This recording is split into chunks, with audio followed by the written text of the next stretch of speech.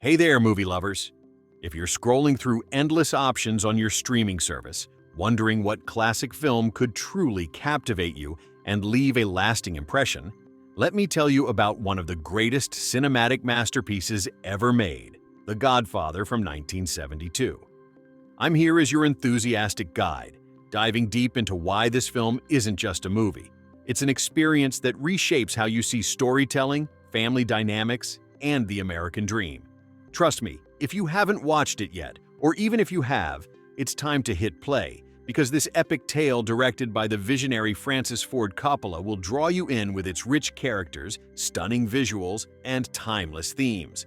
And don't worry, I'm not going to spoil a single plot point here. Instead, I'll walk you through every fascinating detail about its creation, the people behind it, and why it deserves a spot on your must-watch list. So grab some popcorn, settle in, and let's explore what makes The Godfather an absolute must-see. First off, let's talk about the origins of this iconic film. It all started with a best-selling novel by Mario Puzo, published in 1969.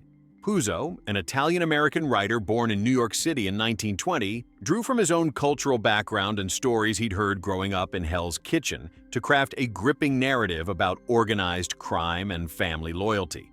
The book became a massive hit, spending 67 weeks on the New York Times bestseller list and selling over 9 million copies in just 2 years.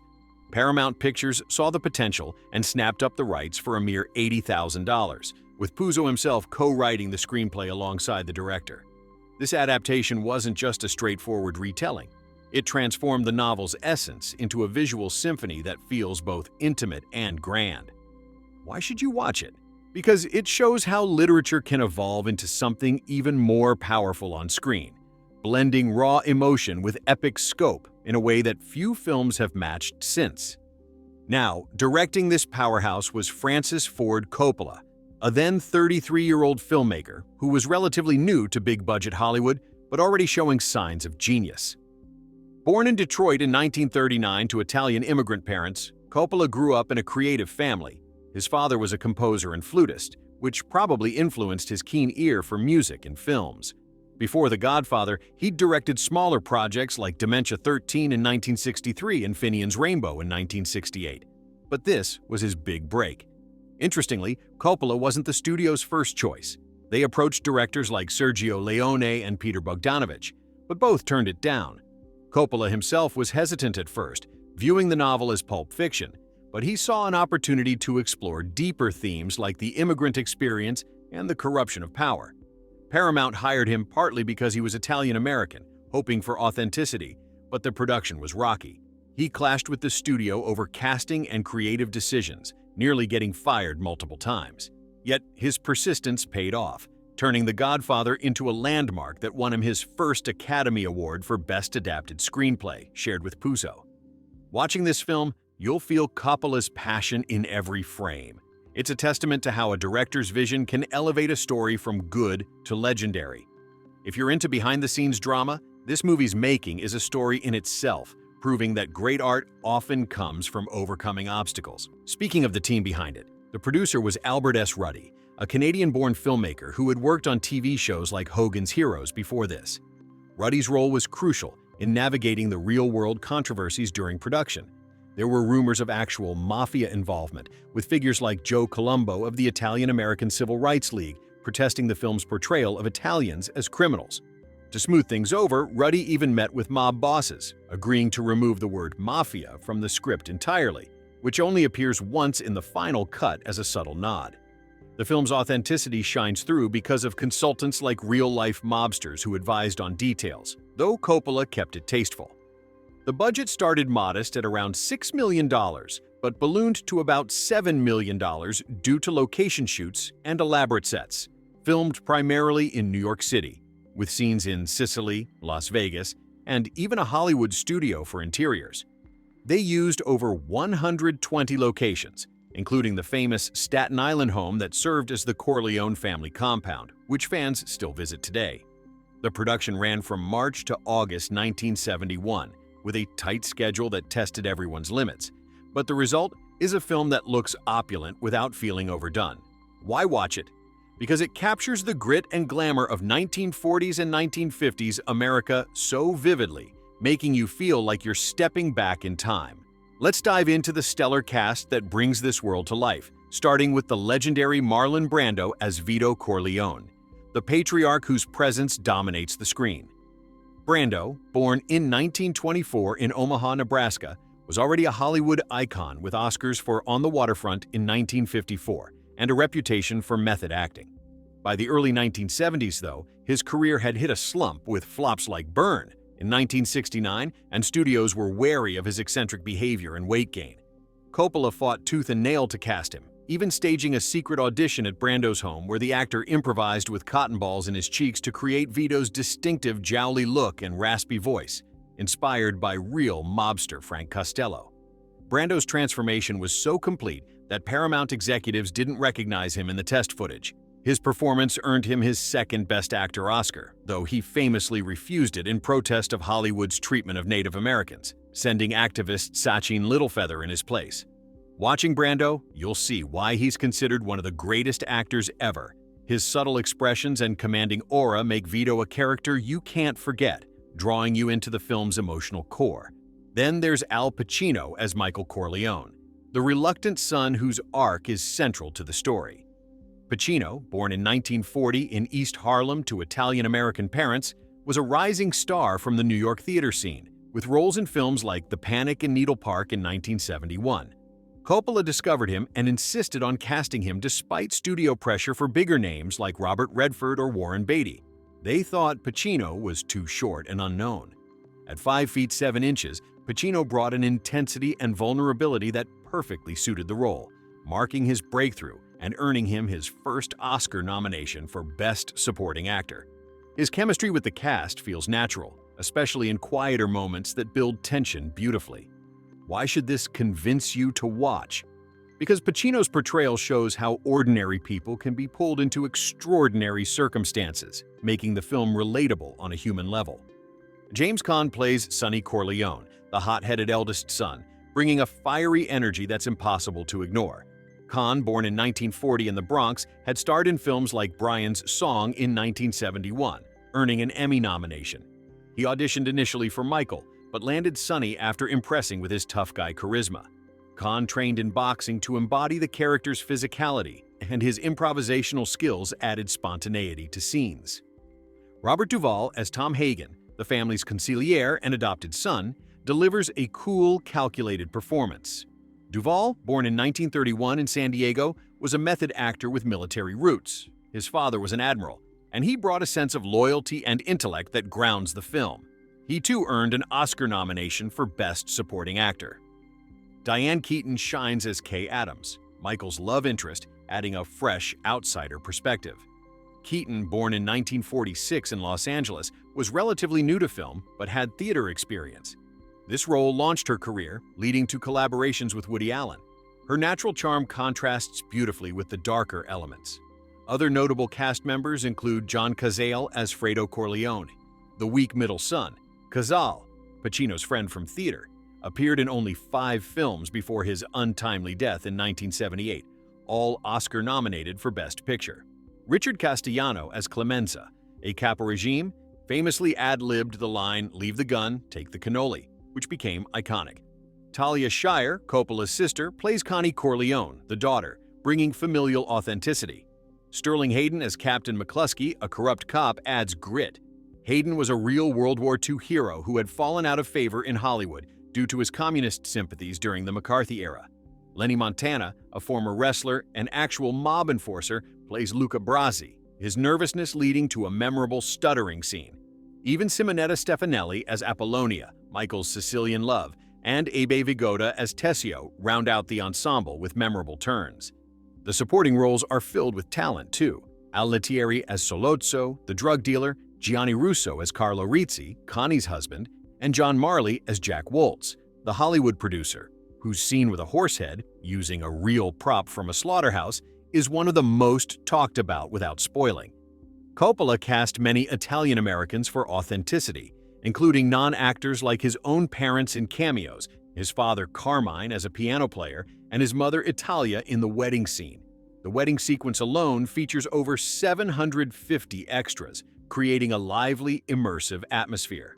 Behind the camera, the cinematography by Gordon Willis, nicknamed the Prince of Darkness, revolutionized film with its shadowy chiaroscuro style using low-key lighting to evoke mood and secrecy. Willis, born in 1931 in Queens, collaborated with Coppola on all three Godfather films, earning an Oscar nomination here. The production design by Dean Tavoularis recreated post-World War II New York with meticulous detail, from vintage cars to period costumes by Anna Hill Johnstone. The editing by William Reynolds and Peter Zinner keeps the 175-minute runtime pacing perfectly, blending quiet family moments with intense drama. The score by Nino Rota, an Italian composer known for Fellini films, is unforgettable. The main theme with its haunting trumpet and mandolin captures melancholy and power. Rota, born in 1911, drew from Sicilian folk music, and despite controversy over similarities to his earlier work, it earned an Oscar nomination, though withdrawn due to reuse rules. Carmine Coppola, the director's father, contributed additional music, including the love theme. On the technical side, the sound design by Walter Murch and special effects were groundbreaking for the era, using practical methods like squibs for violence that feel realistic yet restrained. The film's color palette, with warm oranges and deep shadows, enhances the thematic depth. Released on March 15, 1972 in New York, with a wider rollout on March 24th, The Godfather was a phenomenon. It premiered at Loew's State Theater, attended by stars and even some real mob figures. Marketing included trailers emphasizing family over crime, and the tagline, "An offer you can't refuse," became cultural shorthand. It grossed over $250 million worldwide on that $6 to $7 million budget, becoming the highest-grossing film of 1972, and briefly the all-time top earner until Jaws in 1975. Adjusted for inflation, it's earned billions. Critically, it received rave reviews. Roger Ebert called it one of the greatest films ever made, praising its depth. It won 3 Oscars out of 11 nominations: Best Picture, first for a crime film, Best Actor for Brando, and Best Adapted Screenplay. It also took Golden Globes, BAFTAs, and was preserved in the National Film Registry in 1990 for its cultural significance. Thematically, The Godfather explores family bonds, the immigrant struggle, succession, honor, and the American dream's dark side, all without glorifying violence. It's influenced countless films, from The Sopranos to Goodfellas, and popularized phrases like "sleeps with the fishes." Coppola's direction humanizes complex characters, making you empathize in unexpected ways. Why watch it now? In our fast-paced world, this film reminds us of storytelling's power to connect us to heritage and humanity. It's not just entertainment, it's a mirror to society, blending drama, history, and emotion into something timeless. Whether you're a cinephile or casual viewer, The Godfather offers layers to unpack. Watch it once for the story, again for the performances, and forever for its wisdom. But let's go deeper into the production anecdotes that make this film even more fascinating. During casting, Brando's audition was legendary. He stuffed his cheeks with tissue paper, later replaced by a custom dental appliance costing $3,000. He also wore weighted shoes to mimic an older man's gait. Pacino sprained his ankle during a running scene but powered through, adding authenticity to his limp. Caan wore lifts to appear taller than Pacino, and the actors bonded like a real family, improvising lines and pranking each other on set. For instance, during the wedding scene, which took 3 days to film in 90-degree heat, the cast ate real Italian food, leading to authentic celebrations. The Sicily sequences were shot in the towns of Savoca and Forza d'Agro, standing in for Corleone, with locals as extras adding genuine flavor. The production faced challenges like bad weather and permit issues, but Coppola's improvisational style turned them into strengths. The famous orange motif, symbolizing danger, was a subtle touch by the director. Post-production was intense. The initial cut was over 3 hours, trimmed to 175 minutes. Coppola fought to keep key scenes like the wedding opener, which sets the tone masterfully. The film's violence, though impactful, is mostly off-screen or implied, adhering to the era's standards while pushing boundaries. It received an R rating after cuts. Culturally, The Godfather sparked debates on Italian-American stereotypes, leading to the formation of advocacy groups, but many in the community embraced it for portraying strong family values. It's been referenced in pop culture endlessly. The Simpsons parodied it multiple times, and games like Grand Theft Auto draw inspiration. The home video release in the 1980s introduced it to new generations, and restorations in 2008 and 2022 for its 50th anniversary enhanced its visuals for 4K. The Godfather spawned two sequels, Part 2 in 1974, winning 6 Oscars, and Part 3 in 1990, forming a trilogy that's often ranked among the best. In terms of legacy, it's number 2 on the AFY's 100 Years, 100 Movies list, behind Citizen Kane. It influenced directors like Martin Scorsese and Quentin Tarantino, who cite its narrative structure and character development. For trivia fans, the cat in Brando's lap during the opening scene was a stray found on set, purring so loudly they had to loop dialogue. The horse head was real, sourced ethically. Coppola's infant daughter, Sofia, appears as a baby in the baptism scene, foreshadowing her future as a director. Economically, it saved Paramount from bankruptcy, boosting the studio's fortunes. The novel's success led to Puzo writing sequels, though none matched the original's impact. If you're into film analysis, note how the movie uses symbolism, like doors closing to signify exclusion, or the contrast between light and dark to represent moral ambiguity. The dialogue is sharp and quotable, blending Shakespearean tragedy with modern grit. Ultimately, The Godfather isn't just a film, it's a cultural touchstone that rewards multiple viewings. It teaches about loyalty, power's cost, and family's enduring pull. In a world of quick hits and superficial stories, this movie invites you to savor depth and nuance. The Godfather from 1972. If you've been listening to my previous part and you're still hungry for more, buckle up because we're going even deeper. I'm your passionate narrator here to convince you why this epic masterpiece directed by Francis Ford Coppola is an absolute must-watch. Actually, it's more than that. It's a cinematic journey that will stay with you for life. No spoilers ahead, I promise. Just pure appreciation, fascinating facts, behind-the-scenes stories, and all the little details that make this film shine brighter than ever. Whether you're new to it or re-watching for the 10th time, this is the kind of movie that rewards every viewing with new layers of emotion, artistry, and power. Let's pick up right where we left off and explore more of the magic that went into making The Godfather such a phenomenon. One of the things that truly sets this film apart is its incredible attention to authenticity, especially in portraying the Italian-American experience. Francis Ford Coppola, being Italian-American himself, poured his heart into ensuring the cultural details felt real. He even had his own family involved. His sister Talia Shire played Connie Corleone, his father Carmine Coppola appeared as a piano player in the wedding scene, and his infant daughter Sofia was the baby in a key ceremonial moment. These personal touches add a layer of warmth and realism that you can feel throughout. The wedding sequence at the beginning is a perfect example of Coppola's genius. Filmed over 3 sweltering days on Staten Island at the real-life estate on 110 Longfellow Avenue, which fans still visit today, it featured over 750 extras, many locals from the Italian-American community who were encouraged to improvise and celebrate like it was a genuine family event. They ate real Italian food, danced, and partied, creating that lively, authentic atmosphere that draws you right in. The scene wasn't just shot, it was lived, and that energy jumps off the screen. Now, let's talk about those legendary Sicilian locations that give the film its breathtaking Mediterranean soul. Coppola originally wanted to film in the actual town of Corleone, but due to logistical issues and some real-world complications, he chose 2 charming villages in the province of Messina instead, Savoca and Forza d'Agro. These medieval hilltop towns, with their narrow cobblestone streets, ancient churches, and stunning valley views, perfectly captured the timeless, rustic beauty of Sicily. In Savoca, you'll find the iconic Bar Vitelli, where a pivotal conversation takes place. It's still there today, with the sign proudly displayed, and locals love sharing stories with visitors. Forza d'Agro's Church of Sant'Agostino and its dramatic hilltop vistas appear in several breathtaking moments.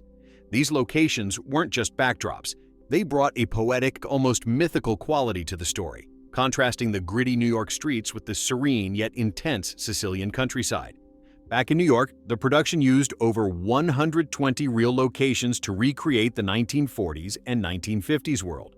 The Corleone family compound was that same Staten Island house, with a fake stone wall added for period accuracy. Other spots included Mott Street in Little Italy for the olive oil import business, Foley Square for a major outdoor gathering, and even the old Penn Central Railroad boardroom above Grand Central Station for a tense summit. The horse-related scene?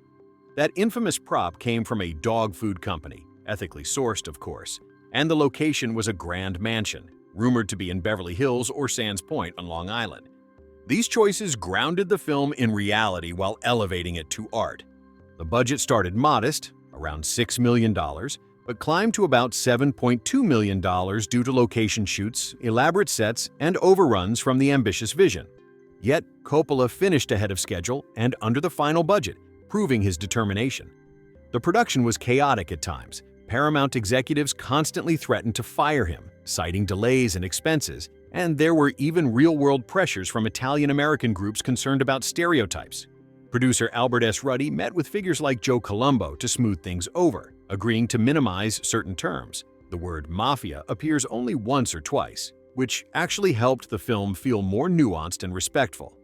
One of the most talked-about elements is the cinematography by Gordon Willis, the so-called Prince of Darkness.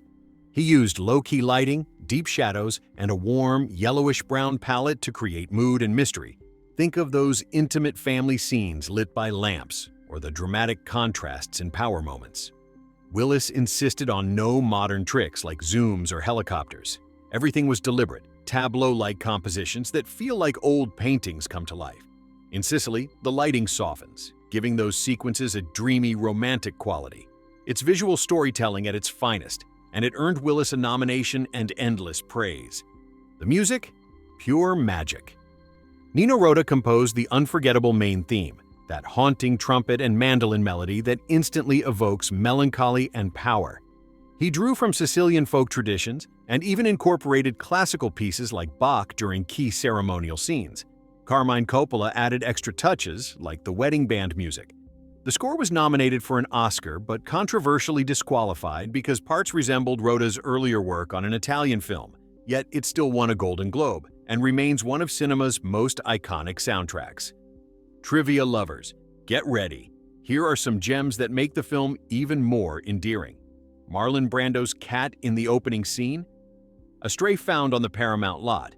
Its loud purring forced them to loop dialogue later. Brando pranked the crew during a carrying scene by hiding weights under his robe. Lenny Montana, the massive wrestler playing a certain intimidating enforcer, was so nervous acting opposite Brando that his stumbling delivery was kept in for realism. Coppola even filmed extra takes of him practicing lines. James Caan and Robert Duvall once mooned 400 cast and crew during the wedding shoot for laughs, with Caan yelling, "No, not here!" and the improvised line, "Leave the gun, take the cannoli?" Richard Castellano ad-libbed it after his character's wife reminded him about dessert in an earlier scene. The film premiered on March 14, 1972 at Loew's State Theater in New York. Profits went to charity, with a wide release on March 24th. It became the highest-grossing film of 1972, earning around $250 to $291 million worldwide. That's over $1.2 to $2 billion adjusted for inflation today, making it one of the biggest blockbusters ever. It saved Paramount from financial trouble and briefly held the all-time box office record until Jaws came along. Critically, it was a sensation. Roger Ebert called it one of the greatest films ever, praising its depth. Pauline Kael hailed it as a merger of art and commerce. It earned 11 Oscar nominations, winning 3. Best Picture for producer Albert S. Ruddy, Best Actor, Brando, who famously declined it in protest via activist Sachin Littlefeather, and Best Adapted Screenplay, Puzo and Coppola. Al Pacino, James Caan, and Robert Duvall got supporting actor nods, and it swept Golden Globes too. In 1990, it entered the National Film Registry for Cultural Significance, and it consistently ranks number 2 or number 3 on AFY's Greatest Films list. Its cultural impact is massive.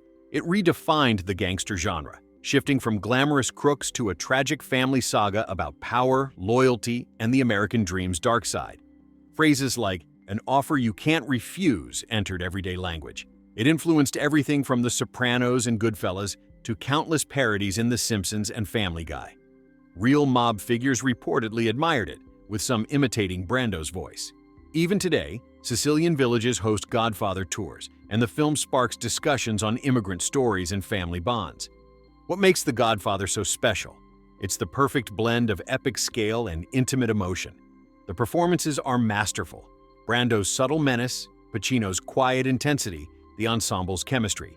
The direction is flawless, the visuals stunning, the music unforgettable. It's a film about family above all, how love and duty can pull people into worlds they never wanted. If you've been following along, you know we're building a full, spoiler-free script for your review and info video. One that feels like I'm sitting right there with you, chatting excitedly about why this film is an absolute essential watch.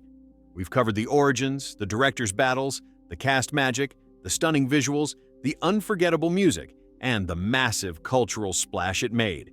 Now let's keep the momentum going and explore even more of the behind-the-scenes brilliance, the real-world filming adventures, the awards' glory, the lasting legacy, and those fascinating alternate versions and deleted scenes that add extra layers for true fans. Trust me, by the time we're done, you'll be itching to hit play on this masterpiece all over again. Let's start with the filming locations, because The Godfather doesn't just tell a story, it transports you to another time and place. The production was rooted in authenticity, and Coppola insisted on shooting where the story felt real. Most of the film was shot in and around New York City, capturing the gritty, bustling energy of post-war America. The iconic Corleone family compound, where that massive wedding scene unfolds, was filmed at 110 Longfellow Avenue in the Emerson Hill neighborhood of Staten Island. That grand house with its gated driveway and sprawling lawn still stands today, and fans make pilgrimages there regularly. It's become a quiet landmark. The wedding itself took 4 grueling days in scorching summer heat, with over 350 to 750 extras, depending on the day, eating real Italian food, dancing, and improvising to make it feel like a genuine family celebration. That lively, chaotic joy you see on screen? It wasn't acting. It was real people having a real party. Other New York spots add texture. Little Italy's Mott Street for the Genco olive oil storefront, Foley Square for big outdoor gatherings, and even the old Penn Central Railroad boardroom above Grand Central Station for a high-stakes meeting. The infamous Horsehead scene was shot in a mansion on Sands Point, Long Island, part of the Guggenheim estate now, using a real prop sourced from a slaughterhouse. Some interiors were done on sound stages, but the exteriors feel so lived in because they were. Then there's Sicily. Oh, Sicily.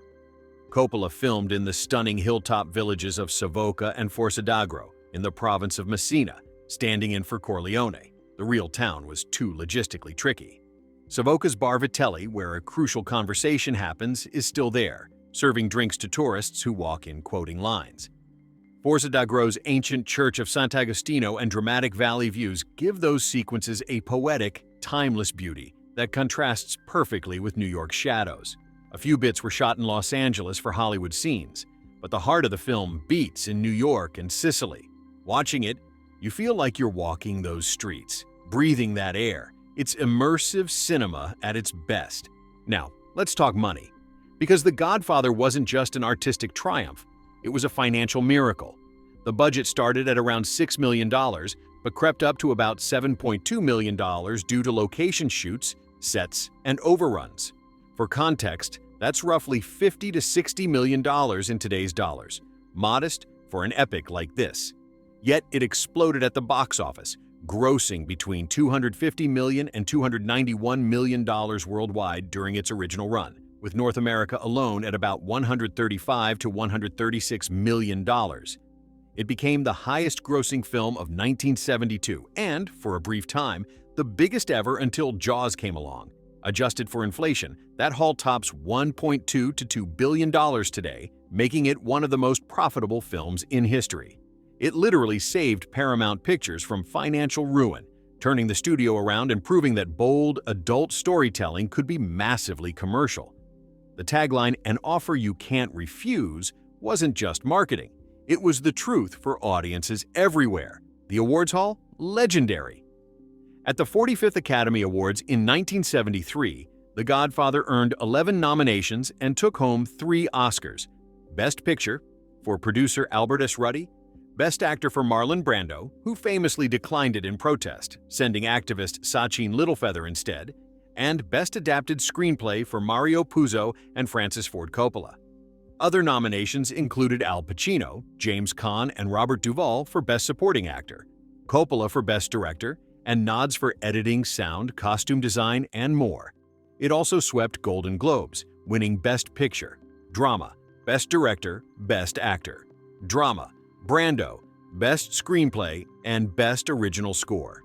The film entered the National Film Registry in 1990 for its cultural significance, ranks number 2 on AFI's 100 Greatest American Films list, and consistently tops Best of All Time polls. Those Oscars weren't just trophies. They validated Coppola's vision and opened doors for more ambitious, character-driven films in the 1970s. The cultural impact? It's impossible to overstate. The Godfather redefined the gangster genre, shifting it from cartoonish crooks to a tragic family saga exploring power, loyalty, immigration, and the dark side of the American dream. It humanized complex characters, making you root for them even as you see the moral cost. Phrases like, "an offer you can't refuse," "leave the gun, take the cannoli," and Brando's raspy voice became part of everyday language. It influenced everything from The Sopranos and Goodfellas to countless parodies in The Simpsons and Family Guy. Real mob figures reportedly admired it. Some even imitated Brando's voice, while Italian-American communities debated stereotypes, but ultimately embraced its portrayal of strong family values.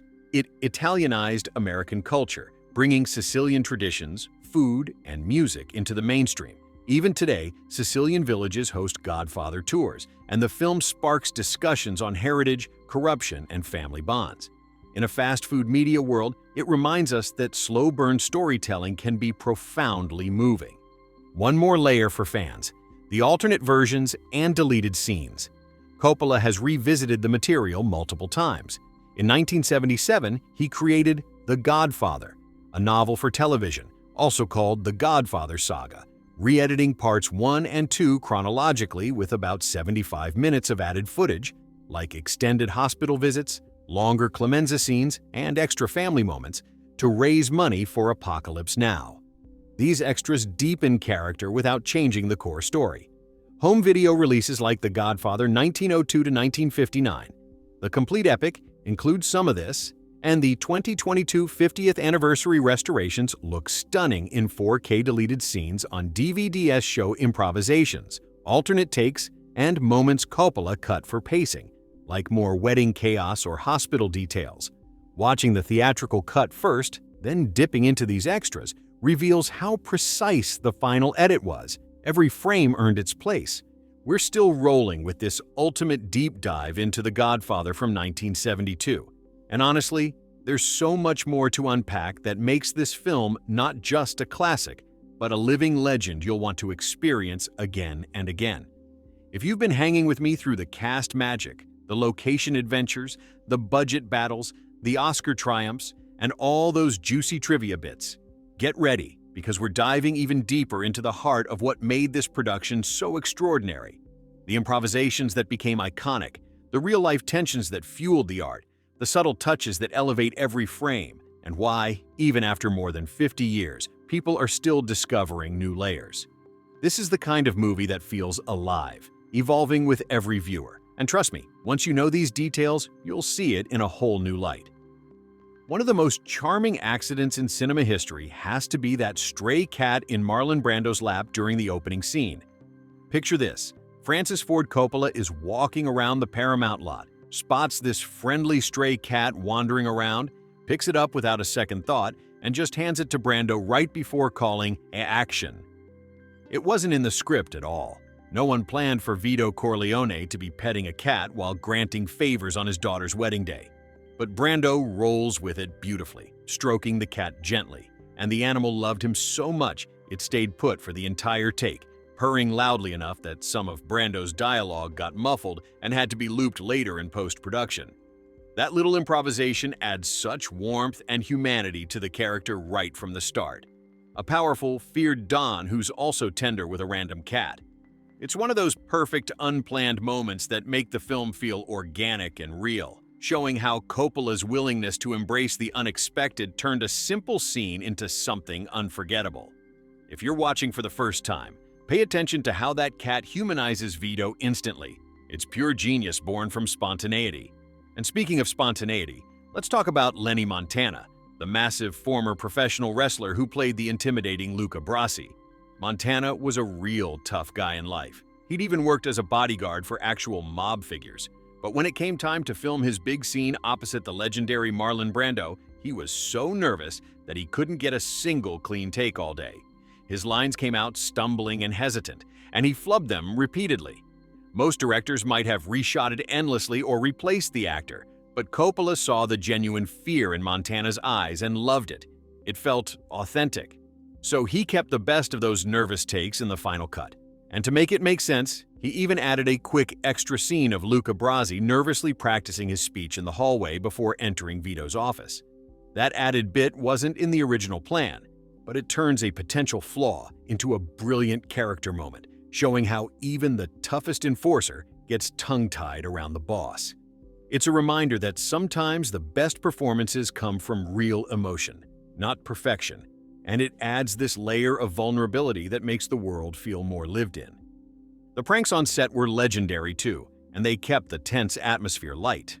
Take Marlon Brando again. He was notorious for his playful side. During one early shot where Vito Corleone is being carried up the stairs on his bed after being shot, Brando secretly stuffed heavy weights under the sheets to make it harder for the actors carrying him. The crew struggled, grunting and straining, while Brando lay there smirking. Classic method actor mischief that probably helped everyone bond. Or think about the famous "leave the gun, take the cannoli" line from Richard Castellano as Clemenza. That wasn't even in the script originally. Castellano ad-libbed the cannoli part after Coppola had added a line earlier, where Clemenza's wife reminds him not to forget the dessert. The contrast between the casual instruction after a violent act is so darkly funny and quintessentially Italian-American. It became one of the most quoted moments in movie history because it felt so natural, so improvised in the moment.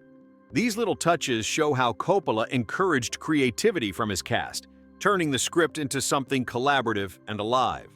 Now let's circle back to those Sicilian locations because they deserve even more love. Savoca and Forza d'Agro aren't just pretty backdrops, they're time capsules. Savoca's Bar Vitelli, where Michael has that pivotal conversation asking for Apollonia's hand, was originally a simple farmhouse that got transformed into a bar for the shoot. Today, it looks almost exactly the same, with photos and memorabilia from the film lining the walls, and locals still share stories about spotting Al Pacino wandering the streets in 1971. The nearby Church of San Niccolò, or Santa Lucia in some references, provides those stunning exterior shots for the wedding. Its ancient stone facade and hilltop views give the sequences a romantic, almost mythical quality that contrasts so sharply with New York's gritty shadows. Coppola chose these villages because the real Corleone had become too modernized by the 1970s, no longer the rustic 1940s feel he needed, so he found these untouched gems in the Messina province. Walking those narrow cobblestone streets today, you can almost hear the mandolin from Nino Rota's score echoing off the buildings. It's like the film never left. Fans flock there on Godfather tours, sipping granita at Bar Vitelli and feeling transported. That authenticity isn't just visual, it's emotional, grounding the story in real places that breathe life into the immigrant roots at the heart of the tale. And don't get me started on the orange motif that runs through the film like a subtle warning. Production designer Dean Tavoularis deliberately placed oranges in scenes as a visual cue for impending danger or death. Think of them appearing in markets, on tables, in hands right before key dramatic shifts. It wasn't heavy-handed symbolism. It was elegant, almost poetic, using warm fruit to contrast the cool, shadowy world of power and betrayal. Coppola and his team layered these details so carefully that they reward repeat viewings. You spot one more orange each time and feel that chill. Combined with Gordon Willis's masterful Prince of Darkness lighting, those deep shadows, low-key lamps, and golden brown tones that make everything feel intimate yet ominous. It's visual poetry. Willis fought to keep the film underexposed when executives complained it was too dark, insisting the murkiness mirrored the moral ambiguity of the characters. He won, and the result is one of the most influential looks in cinema history. The legacy keeps growing too.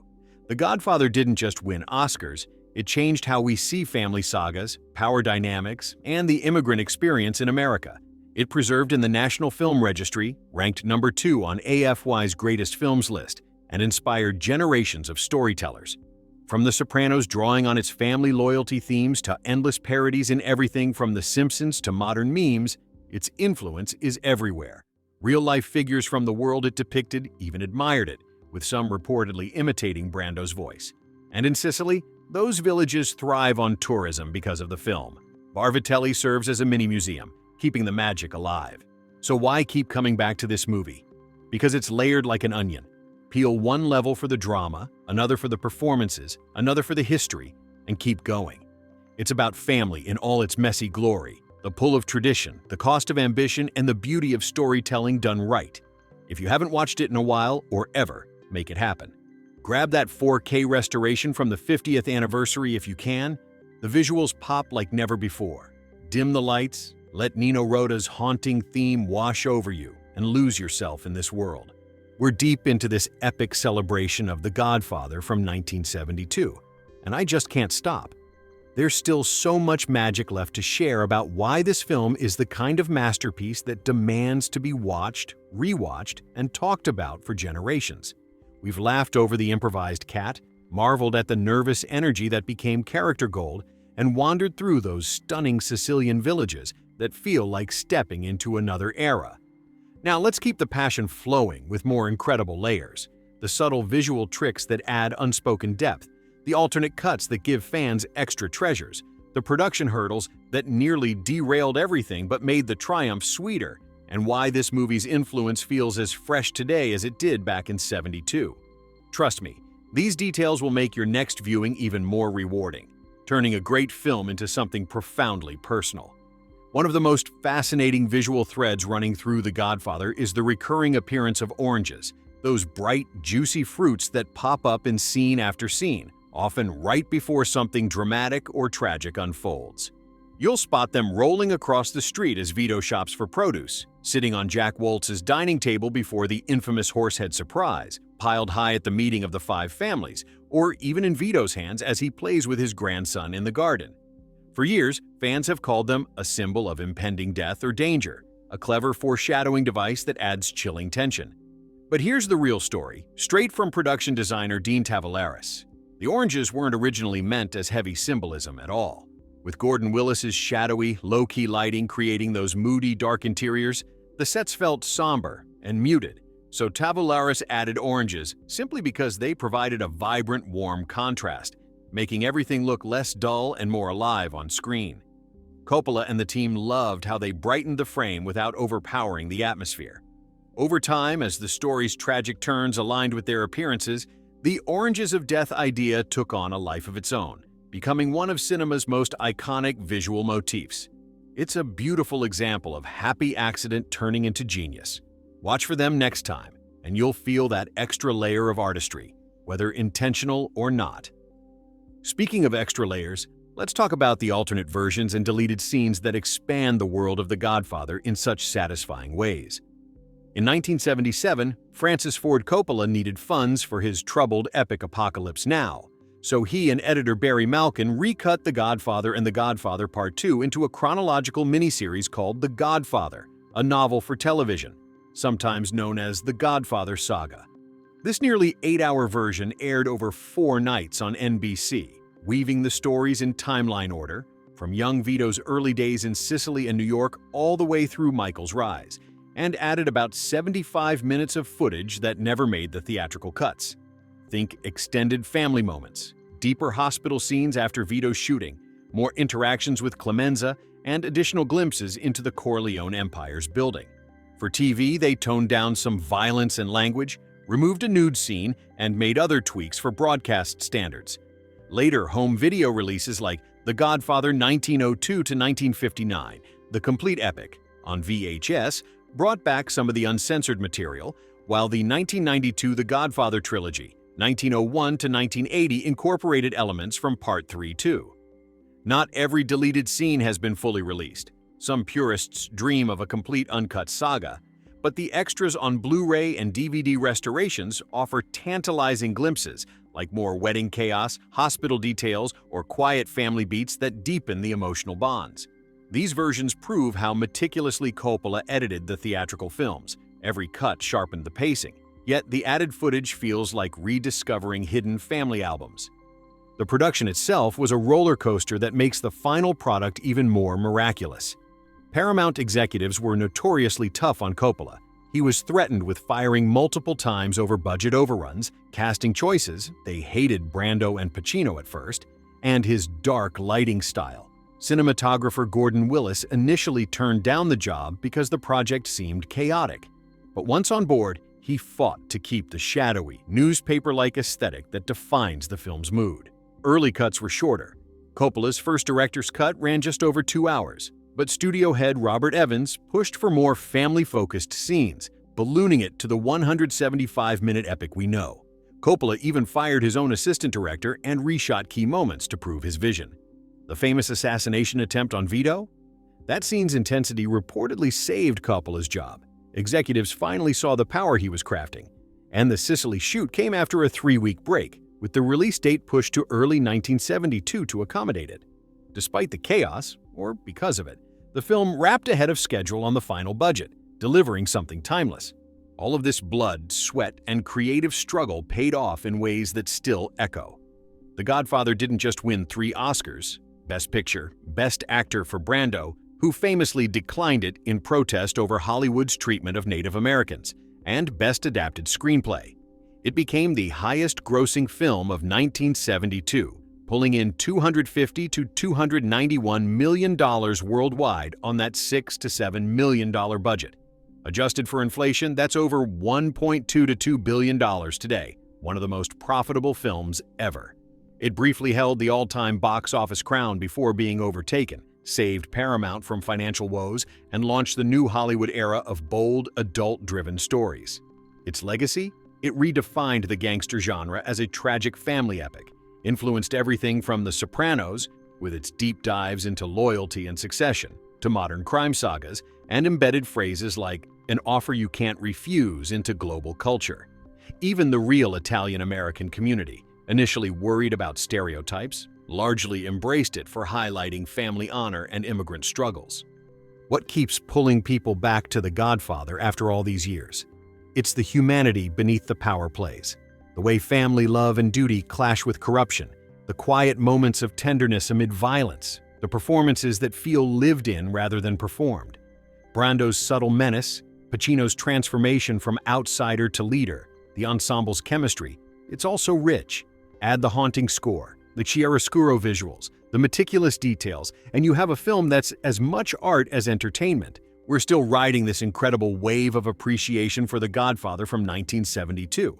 And I have to say, the more I dig into it, the more amazed I am at how this film rose above every obstacle thrown its way to become the timeless masterpiece we all revere today. We've already explored the improvised cat that stole hearts, Lenny Montana's genuine nerves turning into perfect character depth, the prank wars on set, the accidental brilliance of those bright oranges, and the extended versions that let fans dive even deeper into the Corleone world. Now let's keep going with more stories from the production trenches. The real clashes with Paramount that nearly sank the ship, the studio's wild ideas that Coppola fought tooth and nail against, the way he turned chaos into cinematic gold, and why these battles make the film's success feel like one of the greatest underdog victories in Hollywood history. These details aren't just trivia. They show why The Godfather is so much more than a movie. It's a testament to vision, persistence, and sheer creative defiance. One of the biggest storms during production came from the studio executives at Paramount, who were constantly breathing down Francis Ford Coppola's neck. At the time, Coppola was only 31 or 32, relatively young and unproven on big-budget films, and Paramount saw him as someone they could push around. They threatened to fire him multiple times, complained about the budget creeping up from the initial modest $6 million, hated his too dark lighting choices from Gordon Willis, which they thought made scenes impossible to see, and even pushed for a violence coach to make things more straightforward. Early on, they wanted to modernize the story to the present day, set it in 1972 instead of the post-war 1940s and 1950s, and even suggested shooting in cheaper Kansas City as a stand-in for New York to cut costs. Coppola refused, insisting on the period authenticity that gives the film its rich historical texture. He fought to keep the Sicilian locations, the elaborate wedding sequence, and the slow burn pacing that builds emotional weight. At one point, things got so heated that assistant directors reportedly sent dailies to executives saying the footage couldn't be edited properly, trying to get Coppola replaced. But Coppola held his ground, and a turning point came when he shot the intense restaurant assassination scene with Michael.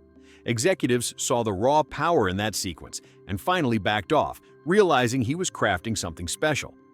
These conflicts weren't just annoying. They forced Coppola to sharpen his vision, proving that great art often emerges from the toughest fights. The casting battles were equally legendary and almost derailed everything. Paramount executives were dead set against Marlon Brando for Vito Corleone. They thought his career was in decline. His reputation for being difficult was too risky, and they swore he will never appear in this motion picture. They floated names like Danny Thomas or other more bankable stars, but Coppola and Mario Puzo pushed hard for Brando's authenticity and gravitas.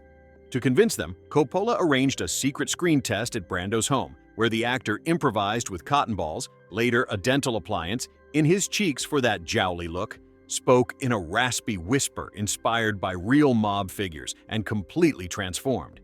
The executives watched the footage and were stunned. They didn't even recognize him at first. Similarly, for Michael Corleone, Paramount wanted bigger names like Robert Redford or Warren Beatty, calling Al Pacino too short, too unknown, and not leading man material. Coppola insisted Pacino brought the perfect mix of vulnerability and intensity, and he even threatened to quit if they forced another choice. The solidarity from the cast, Brando and others ready to walk if Coppola was fired, helped tip the scales. These wins weren't easy. They came from Coppola's unshakable belief in his actors, turning what could have been a generic gangster flick into a deeply human family tragedy. Even the soundtrack faced its share of drama. Nino Rota's haunting main theme, the one with the trumpet and mandolin that instantly evokes melancholy and power, was nominated for an Oscar, but controversially disqualified because parts resembled his earlier work on an Italian film. Despite that setback, the score won a Golden Globe and remains one of the most recognizable in cinema. Carmine Coppola, Francis's father, contributed extra pieces, like the lively wedding band music, adding that personal family touch. And the famous horsehead prop? It was real, sourced ethically from a slaughterhouse, and the reaction from the crew was genuine shock. John Marley's scream wasn't entirely acting. All these hurdles, the studio threats, the casting wars, the location logistics, the budget fights, make The Godfather's triumph feel earned in the best way. It wrapped principal photography ahead of schedule after about 77 days of shooting, from March to August 1971, came in close to the final $7.2 million budget and exploded into a cultural phenomenon. Released on March 15, 1972 at Loew's State Theater in New York, with premiere profits going to charity, it hit wide on March 24th and became the highest-grossing film of the year, earning $250 to $291 million worldwide. Adjusted for today, that's billions, and it briefly held the all-time record. It saved Paramount, launched the new Hollywood era of director-driven films, and proved that artistic risks could pay off massively. What I love most is how these stories remind us that masterpieces aren't born smoothly.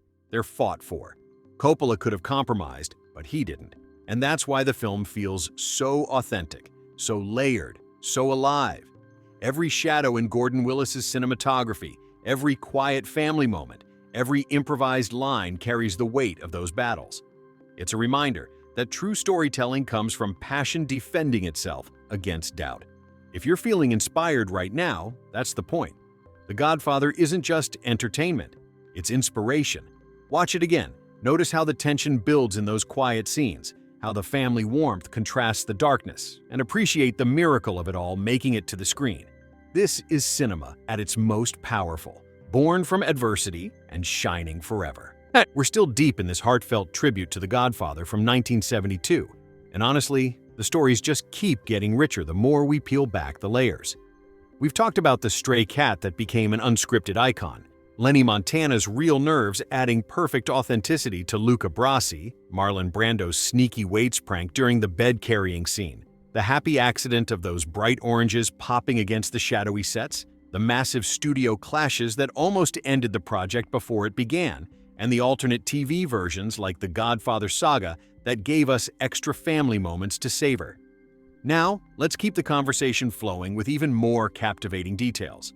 The improvisational rehearsals that built real family bonds among the cast, the technical wizardry behind Gordon Willis's legendary Prince of Darkness look, the full scope of those grueling but magical wedding shoot days, and how the 50th anniversary restoration in 2022 brought this timeless classic back to life in stunning 4K glory. These elements show why The Godfather isn't just a film you watch once, it's one you return to, discovering fresh wonders every time. Picture this. Before a single frame was shot, Francis Ford Coppola gathered his main cast for these incredible improvisational rehearsals. They didn't just run lines, they sat down in character for full family meals, staying completely in role as the Corleones. Marlon Brando as Vito, Al Pacino as Michael, James Caan as Sonny, Robert Duvall as Tom Hagen, and the rest. They ate together, talked family business, argued like relatives, and let the dynamics grow organically. No script in sight for these sessions. It was all about feeling the weight of blood ties, loyalty, and unspoken tensions that define the Corleone household. Coppola wanted his actors to live the roles, to understand the unspoken rules of this world, and it paid off hugely. That natural chemistry you feel on screen, the way glances linger, silences speak volumes, the easy rhythm of family banter, it's rooted in those meals. It makes the quieter moments as powerful as the dramatic ones, turning a crime story into something profoundly human. If you're ever lucky enough to watch with this in mind, you'll notice how every interaction feels earned, like these people have truly known each other for decades. And then there's the visual magic that cinematographer Gordon Willis brought to life, earning him the nickname the Prince of Darkness, for good reason. Willis deliberately underexposed scenes, using low-key lighting, deep shadows, and a warm, almost sepia-toned palette to create an atmosphere of secrecy and moral ambiguity. Interiors lit mostly by practical lamps, faces half in shadow, the golden glow of streetlights filtering through windows. It all evokes the hidden world of power the Corleones inhabit. Paramount executives hated it at first. They thought the film was too dark, literally complaining they couldn't see the actors properly. They pushed for brighter, more conventional lighting, even threatening to bring in a violence coach to make things punchier. But Willis and Coppola fought to keep the vision intact, arguing that the murkiness mirrored the characters' ethical gray areas. The result? One of the most influential looks in film history, tableau-like compositions that feel like old master paintings, with every frame dripping atmosphere. In the Sicilian sequences, the lighting softens into something more romantic and open, contrasting the claustrophobic New York shadows perfectly. It's not just pretty, it's storytelling through light and dark. The wedding scene at the start deserves its own spotlight because it was a massive, chaotic triumph. Shot over 4 sweltering days on Staten Island with at least 350 to 750 extras, mostly real Italian Americans from the local community. Coppola encouraged everyone to improvise and celebrate like it was a genuine family event. They served real Italian food, pasta, cannoli, wine, and let the dancing, laughing, and toasting flow naturally. The heat was brutal, but that energy infuses every second of the sequence, making it feel alive and joyous. To add authenticity, Coppola had the cast mingle freely in the background while focusing on key dialogues up front. That lively, overwhelming sense of tradition and community sets the tone for the entire saga. Family first, no matter what. It's one of the longest opening sequences in cinema, clocking in at nearly half an hour, but it never drags because it's so richly detailed and full of life. Fans still visit that Staten Island house today, standing at the gate imagining the music and laughter echoing out. Fast forward to 2022, when The Godfather celebrated its 50th anniversary with a breathtaking new restoration supervised by Coppola himself. Paramount and American Zoetrope spent years, over 1,000 hours on color correction alone, plus 4,000 hours repairing stains, tears, and flaws in the original negative, scouring film cans to piece together the best frames. The result?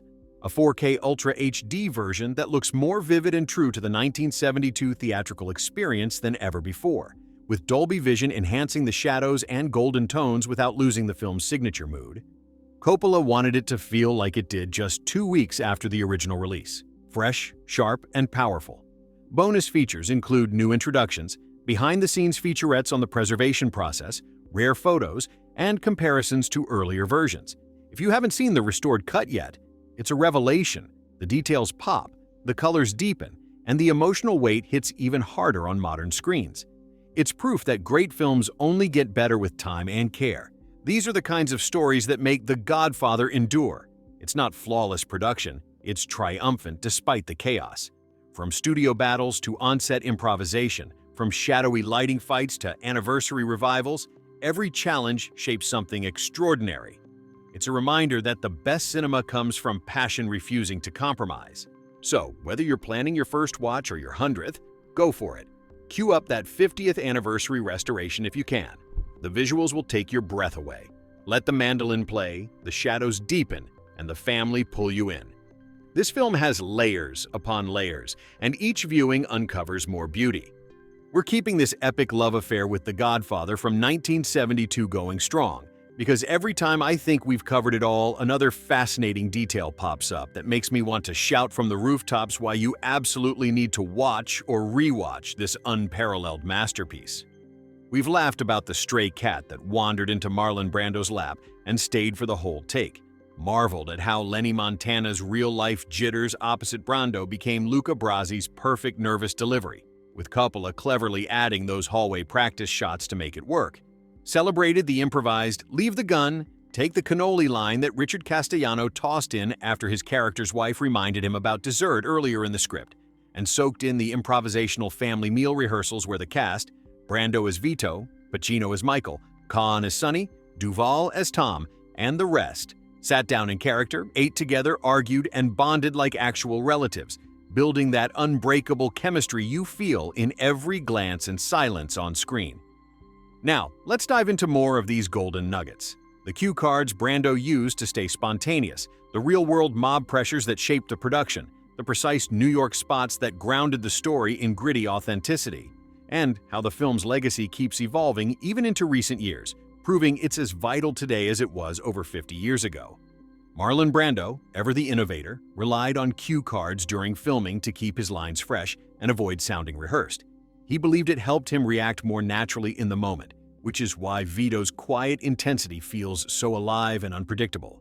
You'd see cards held just off camera for key monologues or quiet exchanges, and it added to that method acting magic that made Brando's performance legendary.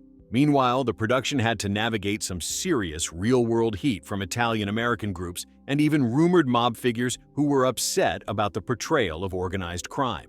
Producer Albert S. Ruddy ended up meeting with people like Joe Colombo to calm things down, agreeing to limit certain terms. The word Mafia barely appears, which actually made the film more subtle and focused on family rather than just crime labels.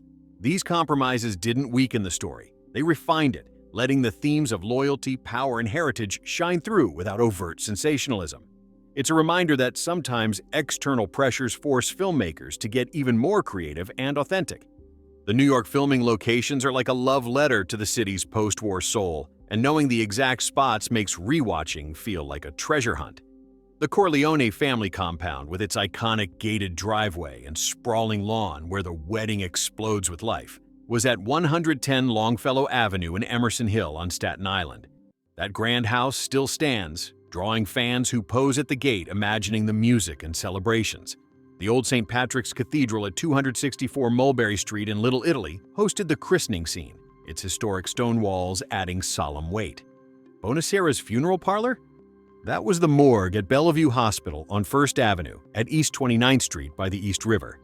The Five Families Summit happened in the boardroom of the old Penn Central Railroad above Grand Central Station at 42nd Street and Park Avenue. Jack Woltz's Hollywood Mansion exteriors used the Sands Point Preserve on Long Island, a Guggenheim estate spot now, and even the Bellevue morgue interiors captured that grim realism. These aren't generic sets. They're real places that Coppola chose to root the story in tangible history, making the Corleone's world feel lived in and unbreakable. Over in Sicily, the choices were equally poetic.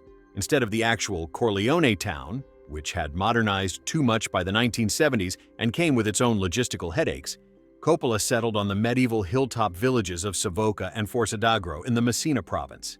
Savoca's Bar Vitelli, originally a simple farmhouse transformed into the bar for Michael's conversation asking for Apollonia's hand, still stands with its sign proudly displayed, and locals love sharing memories with visitors over a drink.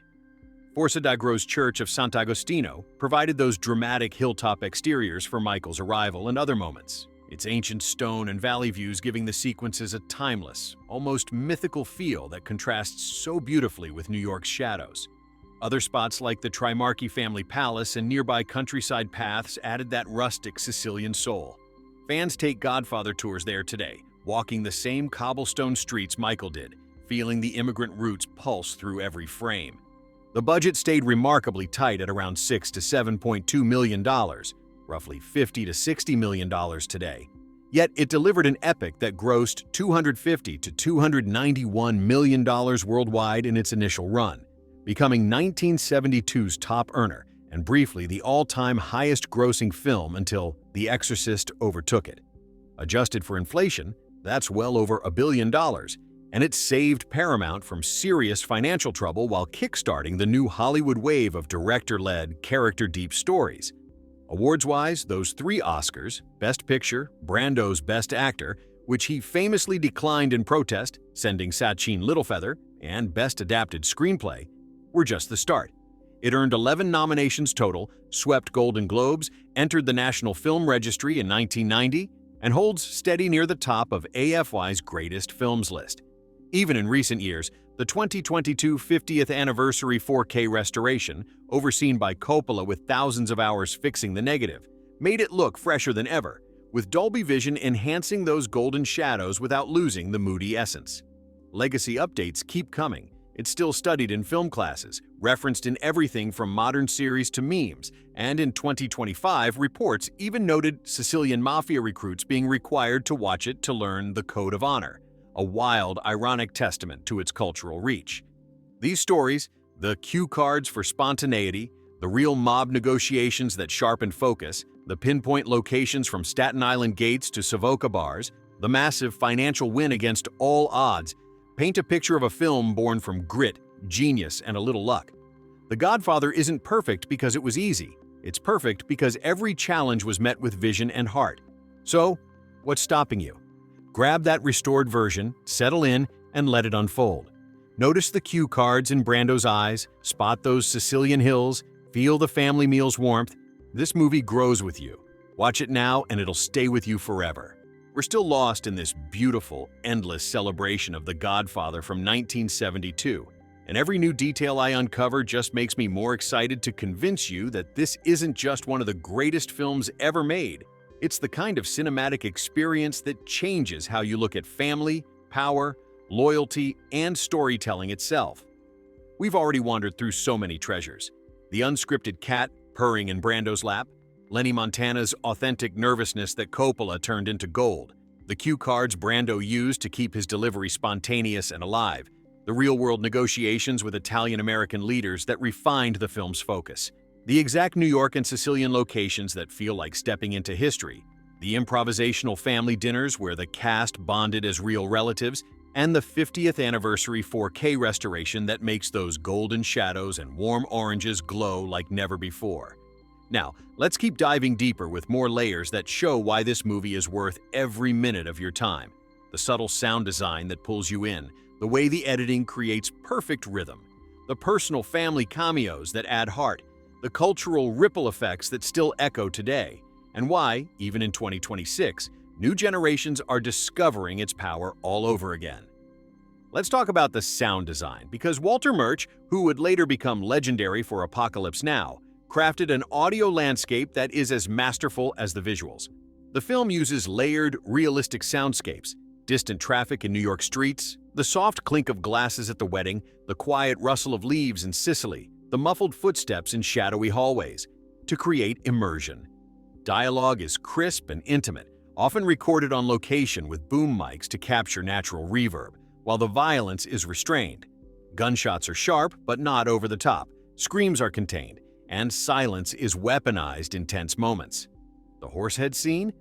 The shock comes more from the sound of the sheet being pulled back than from gore. Nino Rota's score weaves in perfectly. Those haunting mandolin notes and trumpet swells feel like they're rising from the character's emotions, rather than being slapped on top.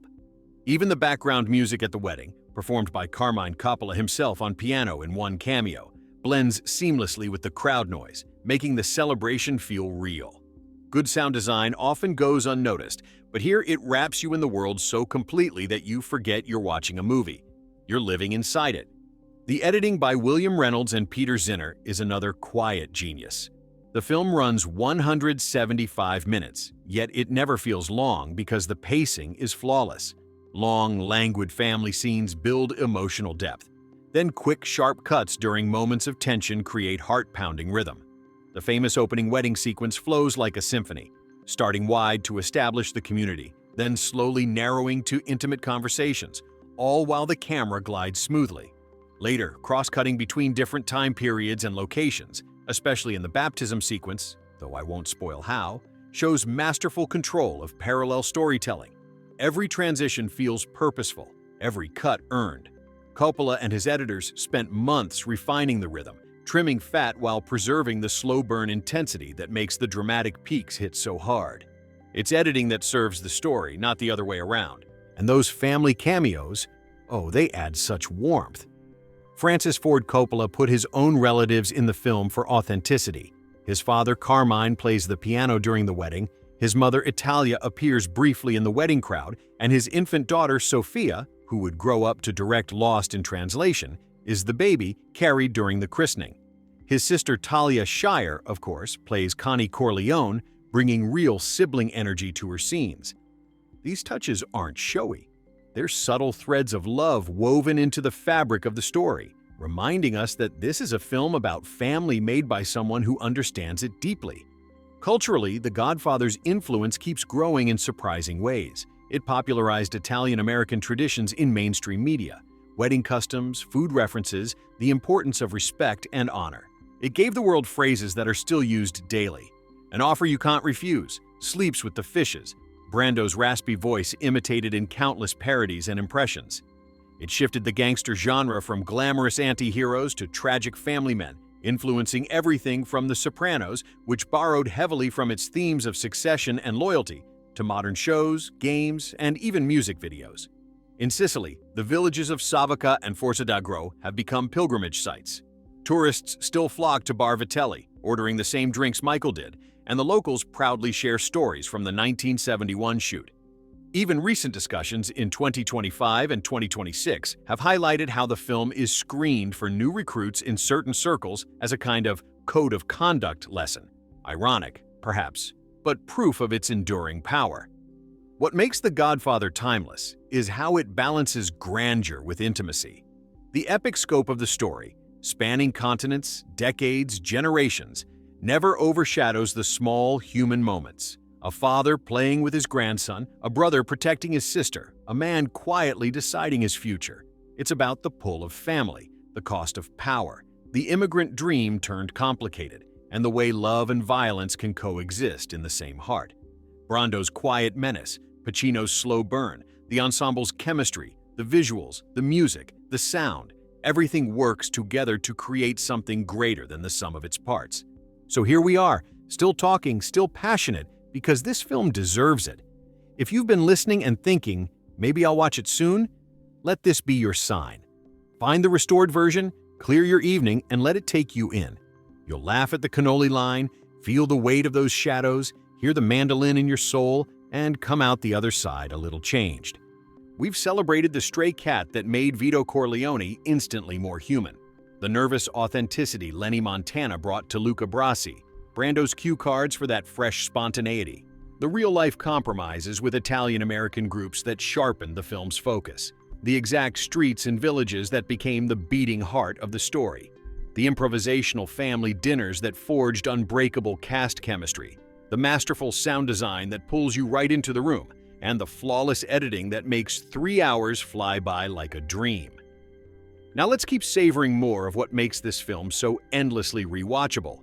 The way costumes and production design recreate an entire era, the subtle acting choices that speak louder than words, the director's personal sacrifices, the film's role in changing Hollywood forever, and why, even here in 2026, people are still finding new reasons to fall in love with it all over again.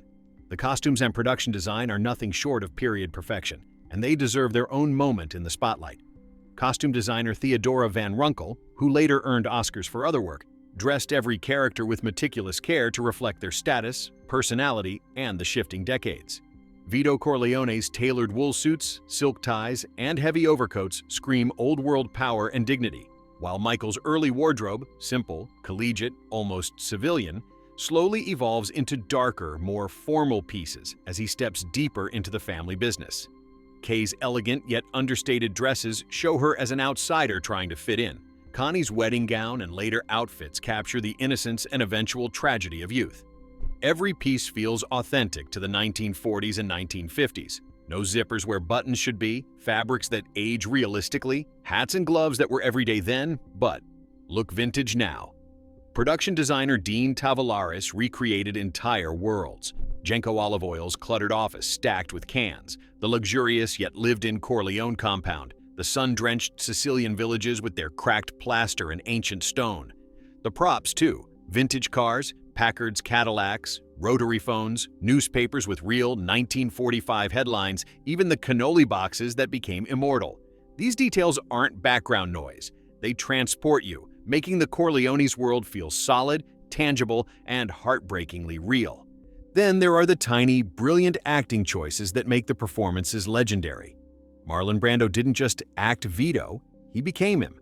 The way he holds his mouth slightly open, the slow, deliberate blink, the gentle head tilt when listening, the raspy whisper that carries more weight than any shout. Al Pacino's Michael starts with soft, almost boyish eyes and a hesitant smile, then gradually hardens. His gaze turns colder, his movements more controlled, his voice drops lower. James Caan's Sonny explodes with energy, wide gestures, loud laughs, quick temper. But there's always a flicker of love beneath the rage.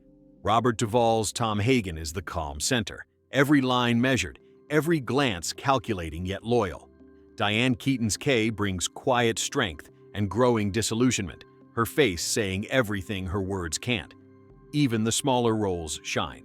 Richard Castellanos' warm, paternal Clemenza, John Cazale's heartbreaking vulnerability as Fredo, Talia Shire's mix of fragility and fire as Connie. These aren't performances you watch. They're people you believe in, and that belief is what makes the emotional stakes feel sky high. Francis Ford Coppola himself paid a huge personal price for this film. He put everything on the line, his career, his savings, his reputation. He fought Paramount at every turn, nearly got fired multiple times, and worked under constant stress. After the film wrapped, he was emotionally and financially drained, yet he poured that same passion into the sequels. He once said he made The Godfather because he needed the money, but in the end, it became his most personal work, a story about family that mirrored his own Italian-American roots. His father Carmine's music contributions, his mother's cameo, his sister's role, his daughter's appearance, these weren't gimmicks, they were acts of love. That personal investment bleeds through every frame, giving the film a soul you can feel. The Godfather didn't just succeed, it changed Hollywood. It proved that adult, character-driven epics could be massive commercial hits. It ushered in the golden age of the 1970s New Hollywood, where directors like Scorsese, Lucas, Spielberg, and Coppola himself got to make bold, personal films. It showed studios that taking risks, dark lighting, long runtimes, complex morality, could pay off bigger than safe bets. It paved the way for everything from Chinatown to The Sopranos, proving that crime stories could be tragedies, family sagas, American dreams gone wrong. And here we are in 2026, still talking about it, still watching it, still moved by it. New generations discover it on streaming, in film classes, through TikTok clips, or family recommendations. The 4K restoration keeps it looking pristine. The themes of loyalty versus ambition, tradition versus change, power's corrupting pull feel more relevant than ever in our divided, fast-moving world. It's not aging, it's deepening. We're still deep in this heartfelt, unstoppable love letter to The Godfather from 1972, and every time I think we've reached the bottom of the well, another bucket of pure cinematic gold comes up, reminding me why this film isn't just a classic. It's the gold standard for what storytelling can achieve when heart, craft, and courage collide. We've already marveled at the stray cat that wandered into Brando's lap and refused to leave, the cue cards that kept his delivery electric and alive, the improvisational family dinners where the cast ate, laughed, and argued in character until the lines between fiction and reality blurred. the shadowy genius of Gordon Willis's lighting that made every frame feel like a Caravaggio painting, the flawless editing rhythm that turns 3 hours into an emotional journey you never want to end, the meticulous costumes and production design that recreate the 1940s and 1950s with breathtaking accuracy, and the personal family cameos that infuse the movie with real warmth and authenticity. Now, let's linger even longer on the quiet power of the film's themes, the way it speaks to the immigrant experience with such tenderness and truth, the subtle moral ambiguity that makes you question everything, the director's own words about what this story truly meant to him, and how The Godfather continues to feel urgent and alive in our world today, proving that great art doesn't just survive time, it grows richer with it. At its core, The Godfather is a profound meditation on the immigrant dream and its hidden costs. Vito Corleone arrived in America as a frightened young man fleeing violence in Sicily, built an empire through cunning, loyalty, and ruthless necessity, and tried to shield his children from the very world he created. The film never judges him outright. Instead, it invites you to walk in his shoes, to understand how poverty, discrimination, and survival instincts can shape a man into something both noble and tragic. Michael's journey mirrors that in reverse. He starts as the Americanized son, the war hero who wants nothing to do with the family business, only to be pulled back in by circumstance, love, and duty, slowly becoming the very thing he once rejected. It's heartbreaking because it's honest. The American dream promises opportunity, but for many immigrants, it also demands moral compromises, cultural sacrifice, and an uneasy dance between old-world honor and new-world corruption. Coppola, himself the son of Italian immigrants, poured his own family's stories into this. His father's music career struggles, his mother's quiet strength, and the result is a film that feels deeply personal without ever preaching. You feel the weight of generations, the pull between preserving heritage and chasing progress, the pain of watching loved ones change before your eyes. That's why the quiet moments, a father teaching his grandson to garden, a daughter dancing at her wedding, a son looking at his father with both admiration and fear, hit so hard.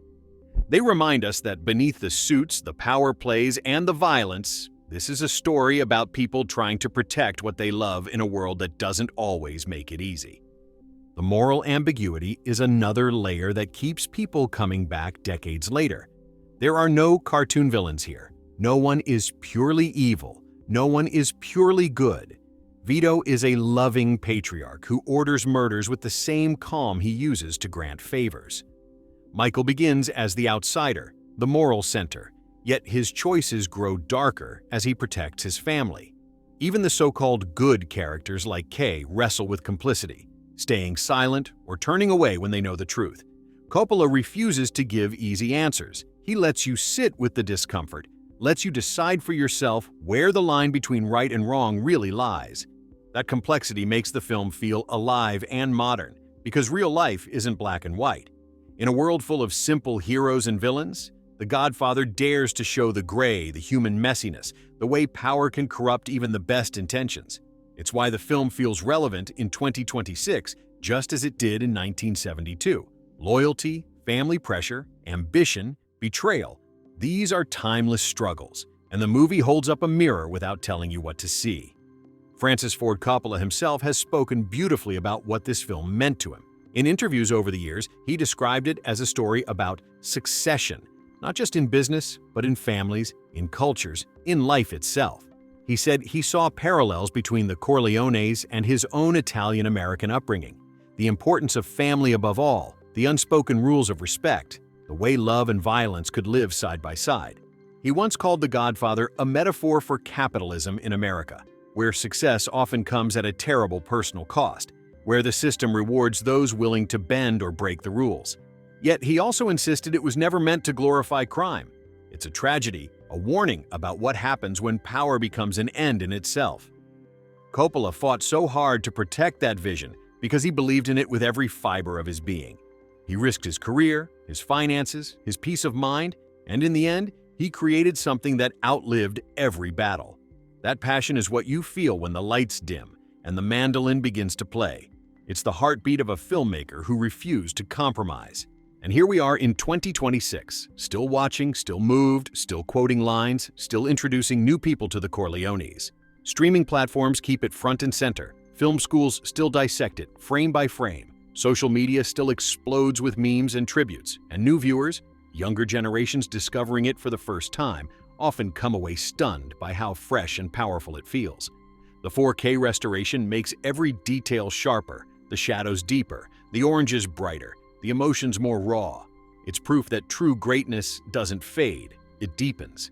The Godfather isn't frozen in 1972. It's alive, evolving, speaking to each new era about the things that matter most. Family, legacy, the price we pay for love and power. So if you've been listening to this long, winding, passionate ramble and thinking maybe it's time, let me tell you, yes, it's time. Find a quiet night, turn off the world, pour yourself something strong, or grab a cannoli for the full experience, and let the Corleones welcome you in. Let the music swell, let the shadows fall, let the family pull you close. This film will stay with you long after the credits roll, whispering in your ear, reminding you of the beauty and the heartbreak in every human story. Honestly, it feels like we could talk about this film forever, because every angle reveals something new, something that makes your heart race a little faster and your mind light up with fresh appreciation. We've already savored the stray cat that became an accidental co-star, the cue cards that kept Brando's performance so alive and unpredictable, the improvisational family dinners that turned the cast into a real family, the shadowy genius of Gordon Willis's cinematography that painted every scene with mood and mystery, the meticulous costumes and production design that brought the 1940s and 1950s roaring back to life, the subtle acting choices that speak volumes without a word, and the profound themes of immigrant struggle, moral grayness, and the tragic cost of power that make the story resonate so deeply even today. Now, let's linger a bit longer on the film's incredible soundtrack and how it works like an invisible character, the way the violence is handled with restraint and implication rather than excess, the director's own reflections on why he almost walked away but couldn't, the ripple effects that turn this movie into a cultural touchstone across generations, and why, right here in 2026, The Godfather continues to feel like it was made yesterday. Timeless, urgent, and utterly captivating. Nino Rota's score is one of those rare pieces of music that doesn't just accompany a film, it becomes part of its soul.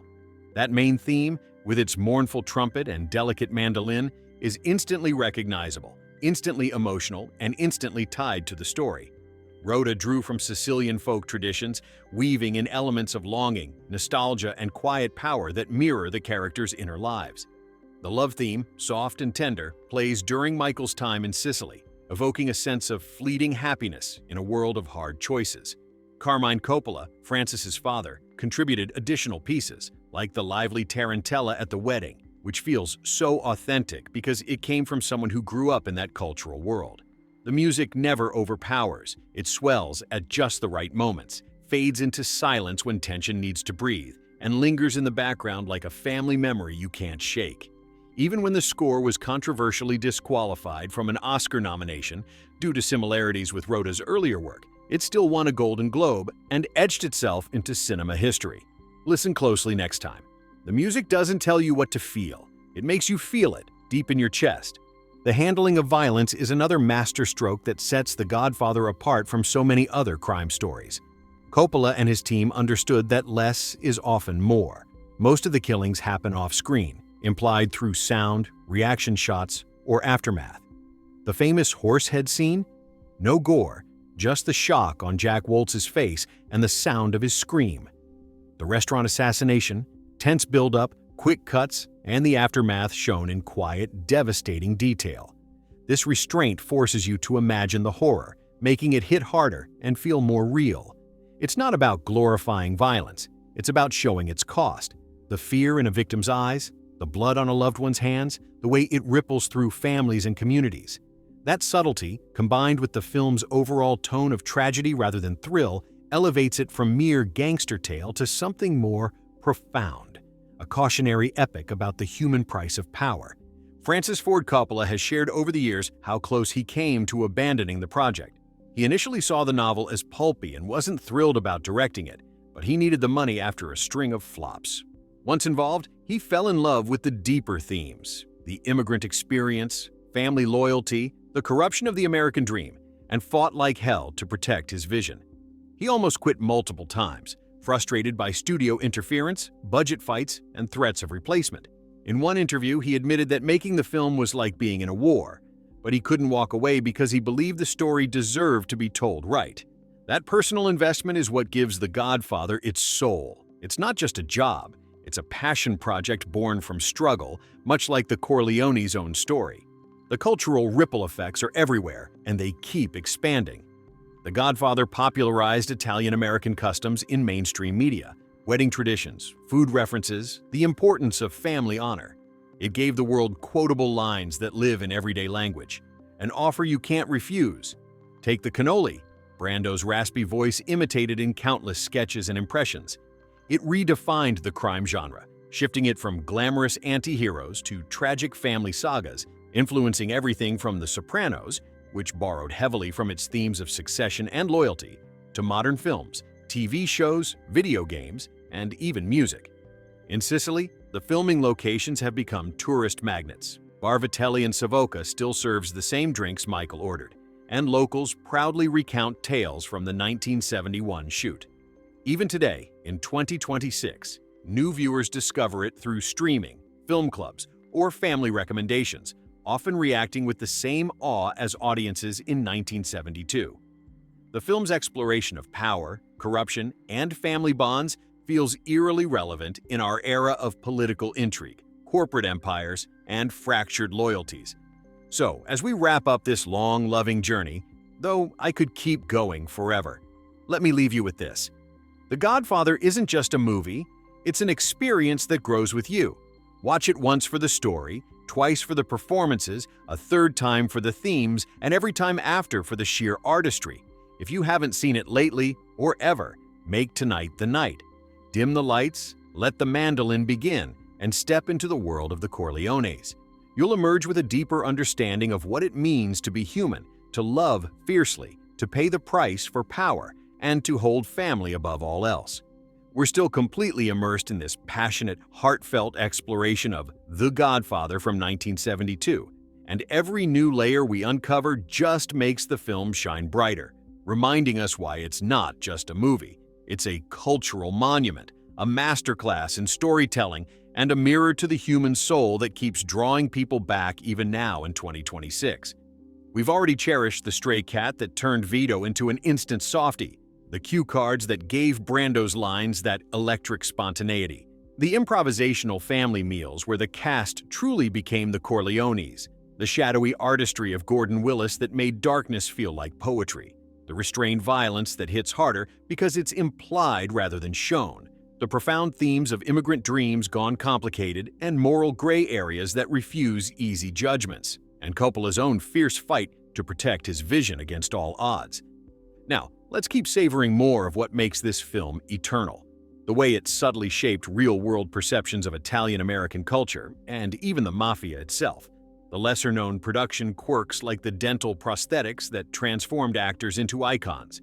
The ongoing restoration efforts that keep it looking pristine decades later. And how its legacy feels as fresh and relevant today as it did when it first premiered over half a century ago. One of the most fascinating, almost poetic ironies of The Godfather is how it influenced the very world it depicted. Before the film, the term Godfather as a title for a mafia boss wasn't commonly used within the organization itself. Mario Puzo essentially coined or popularized it for the novel, and the movie spread it like wildfire. Real-life figures in organized crime reportedly watched it, admired Brando's portrayal, and began imitating his raspy voice, his deliberate mannerisms, even the way they carried themselves with that quiet, commanding dignity. Some even improved their speech and started philosophizing more after seeing it, as if the film gave them a refined template for their own image. In more recent years, reports from 2025 highlighted that recruits to certain Sicilian mafia groups are now required by bosses to watch The Godfather to learn the code of honor, because new generations are seen as lacking the old traditions of loyalty, respect, and restraint. It's wild to think about. A film that never even uses the word mafia much, only once or twice thanks to those real-world negotiations, ended up becoming a kind of training manual or cultural reference point for the very people it portrayed. That kind of reverse influence, where art shapes reality, shows just how powerful and enduring this story is. Digging into lesser-known production details, there's the fascinating world of the makeup and prosthetics that helped create those unforgettable looks. Marlon Brando didn't just stuff cotton in his cheeks for the audition. He spent 3 full hours every single day in the makeup chair during filming, getting fitted with custom steel bar dentures and resin plumpers that gave Vito his distinctive jowly bulldog appearance. James Caan wore built-up acrylic fangs for Sonny, making him look more animalistic and fierce. These small, painstaking touches added to the authenticity and larger-than-life presence of the characters, turning actors into living legends. And speaking of transformations, Robert De Niro actually auditioned for Sonny and other roles. But James Caan won out. De Niro would later get his Oscar for playing the young Vito in Part 2, closing that beautiful circle of fate. The restoration journey keeps the film alive and vibrant even today. The 50th anniversary 4K restoration in 2022, overseen by Coppola himself, involved thousands of hours of painstaking work, over 1,000 hours on color correction alone, to make it look as fresh as it did in theaters back in 1972. Teams scoured original negatives, repaired stains and tears, and preserved the warm sepia tones and deep shadows that define the film's mood. That effort means anyone watching it now, whether on a big screen or at home, gets to experience the same visual poetry that audiences saw in 1972. And while there have been rumors and announcements about potential new projects, like legacy sequels or remakes floating around in recent years, the original stands untouchable, a testament to why some stories are best left as they are. Culturally, The Godfather didn't just entertain, it helped Italianize American culture, bringing Sicilian traditions, family values, food references, and the immigrant experience into the mainstream in a way that felt authentic and human rather than stereotypical. It changed how Hollywood depicted ethnic groups, gangsters, and power dynamics, paving the way for deeper, more nuanced stories in the decades that followed. Even in 2026, with new generations discovering it through streaming or family viewings, the film sparks the same conversations about loyalty, ambition, the American dream's dark side, and what it means to protect the ones you love. It's a story that ages like fine wine, more complex, more resonant, more moving with every passing year. So, as we continue this long, loving ramble, and trust me, there's always more to say, the invitation remains the same. If this has stirred something in you, don't wait. Grab that restored version, find a quiet spot, let the mandolin theme wrap around you like a warm embrace, and step into the Corleone world one more time. Feel the weight of those family bonds, the chill of those shadows, the heartbreak of those choices. This film isn't just cinema, it's a piece of our shared soul. We've already treasured the stray cat that wandered into Brando's lap and stayed for the entire take, the cue cards that kept his delivery so fresh and alive, the improvisational family dinners where the cast truly became the Corleones, the shadowy mastery of Gordon Willis that turned darkness into visual poetry, the restrained handling of violence that makes every implication hit harder than any explosion, the profound exploration of the immigrant experience and moral ambiguity that refuses to give easy answers, Coppola's own fierce personal battle to protect his vision, the way the film influenced real-world perceptions of organized crime, the meticulous prosthetics that transformed actors into legends, and the ongoing restorations that keep this masterpiece looking and feeling as powerful as the day it premiered. Now, let's linger even longer on the film's extraordinary opening sequence, the way it sets the tone for everything that follows, the subtle use of doors and windows as metaphors throughout, the director's decision to begin with a wedding instead of a crime, and how these choices make The Godfather feel like a living, breathing family portrait, rather than just a crime story. Choices that continue to inspire filmmakers and audiences alike right here in 2026. The opening wedding sequence is one of the most brilliant and audacious starts in cinema history, and it deserves endless praise because it does so much in so little time. Instead of jumping straight into violence or power plays, Coppola opens with a long, joyous celebration, the wedding of Connie Corleone, where over 750 extras, many real Italian Americans from the local community, dance, eat, drink, and laugh under the hot Staten Island sun. The camera glides through the crowd, capturing real moments of happiness, family warmth, and tradition, while we slowly zoom in on Vito Corleone granting favors in his dimly lit study. That contrast, outside joy versus inside quiet power, is everything. It immediately tells you this is a story about family first, about how the personal and the criminal are inseparable, about how love and loyalty can exist alongside ruthlessness. The sequence runs nearly half an hour, yet it never feels slow because it's so rich with detail. The band playing traditional tarantellas, children running around, women gossiping, men smoking and gesturing, the smell of Italian food almost wafting through the screen. It's not exposition, it's immersion. By the time we hear Bonasera's plea, "I believe in America," and Vito's famous response, we already feel the weight of the world these characters inhabit.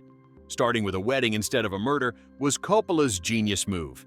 It humanizes everyone right from the first frame, making you care deeply before anything dark happens. Then there's the subtle but powerful use of doors and windows throughout the film as recurring visual metaphors. Doors close on people, literally and figuratively, symbolizing exclusion, decisions being made behind them, secrets being sealed. Think of the door slowly shutting on Kay at the very end, cutting her off from Michael's world. Windows frame characters in moments of reflection or isolation, letting light in while keeping them separated from the outside. These aren't flashy tricks. They're quiet, elegant storytelling tools that reinforce the themes of separation, protection, and the barriers power creates even within families. Coppola and his cinematographer used them deliberately, letting the architecture of the sets speak as loudly as the dialogue. Every time a door closes or a window frames a solitary figure, the emotional stakes rise without a single word being spoken. All of these choices, the long wedding opener, the symbolic doors and windows, the slow build of character before plot, make The Godfather feel less like a crime thriller and more like a grand family epic, a tragic opera of blood ties and broken dreams. It's why the film transcends its genre and becomes something universal. People watch it not just for the drama, but for the humanity underneath. The way fathers love their children, the way brothers protect sisters, the way loyalty can be both the greatest strength and the deepest curse. In 2026, when so much entertainment is fast-cut, loud, and disposable, this film's patience, depth, and emotional honesty feel almost revolutionary. New viewers, especially younger ones discovering it on streaming or through recommendations, often come away stunned by how modern it feels, how relevant the questions of family, power, and identity still are in our fractured, ambitious world. So, as we keep this long, loving conversation alive, and trust me, I could go on for hours more, the invitation stands stronger than ever. If this has stirred even the smallest spark in you, don't let it fade. Find a quiet evening, turn off every distraction, maybe light a candle for atmosphere, pour yourself something strong, or grab a cannoli if you're feeling festive, and let The Godfather unfold once again. Let the mandolin theme pull you in. Let the wedding joy warm your heart. Let the shadows deepen around you, and let the Corleones remind you what it means to love, to protect, to sacrifice, and to pay the price for it all. We're still completely lost in this warm, endless embrace of The Godfather from 1972, and every single time I think we've said it all, another beautiful thread unravels that makes me want to keep going, because this film is so rich, so layered, so alive that it feels like it was made just for moments like this. Quiet evenings in 2026 when we need something real, something deep, something that reminds us why stories matter. We've already held close the stray cat that turned Vito into an instant grandfather figure, the cue cards that gave Brando's words that electric, unrehearsed truth, the long wedding sequence that opens the film like a joyful overture before the tragedy begins, the doors and windows that quietly symbolize isolation and finality, the restrained violence that leaves room for imagination and heartbreak, the immigrant soul at the heart of the story, Coppola's stubborn love for his vision that nearly cost him everything, and the way the film has circled back to influence the very world it portrayed. Now, let's sit with a few more quiet wonders. The film's masterful use of color symbolism beyond just the oranges, the way the pacing mirrors the rhythm of real life, the small but devastating sound cues that linger in your memory, the director's choice to let silence speak louder than dialogue, and how The Godfather continues to feel like a living conversation between generations. as relevant and moving today as it was when it first took the world by storm. Beyond the famous oranges, those bright bursts of warning and danger that appear like omens before key turning points, there's an even subtler color language woven throughout the film. The warm, golden-brown palette of the Corleone interiors, lit by lamps and firelight, creates a cocoon of family intimacy, safety, and tradition, while the cold blues and grays of the outside world, police stations, hospitals, city streets, represent the harsh, impersonal forces pressing in. In Sicily, the colors soften into sun-drenched earth tones and vivid greens, evoking a sense of roots, heritage, and almost painful beauty. These aren't accidental. They were carefully controlled by Gordon Willis and Dean Tavoularis to make you feel the emotional temperature of every scene. The warm tones draw you in close to the family, make you want to stay, while the cooler shades remind you of the danger lurking just outside the door. It's visual storytelling so gentle you almost don't notice it, until you do, and then every rewatch reveals another shade of meaning. The pacing of The Godfather is another quiet miracle. It refuses to rush, and that slowness is its strength.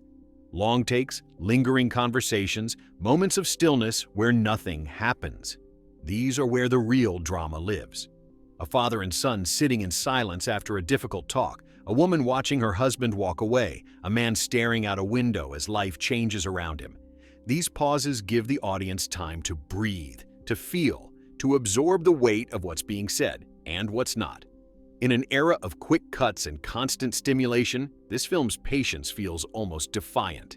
It trusts you to stay with it, to sit in the discomfort, to let the emotions build slowly until they hit like a wave. That rhythm mirrors real life, the way big moments are often surrounded by quiet, ordinary ones, the way grief and love don't arrive on schedule.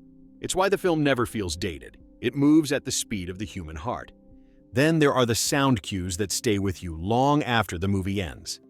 The soft rustle of Vito's suit as he leans forward to speak, the distant hum of New York traffic bleeding into a quiet room, the faint clink of glasses at the wedding that fades into tense silence, the low thump of a car door closing after a betrayal.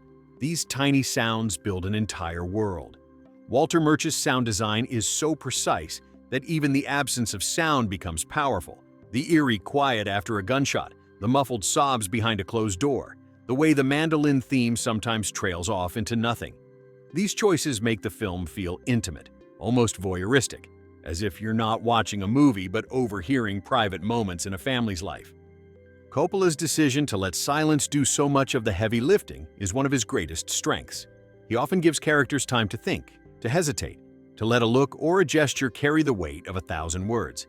Brando's long pauses before answering a request, Pacino's slow turn of the head, Duvall's measured calm. These silences are pregnant with meaning. They force you to read faces, to listen to what's not being said, to feel the tension in the room.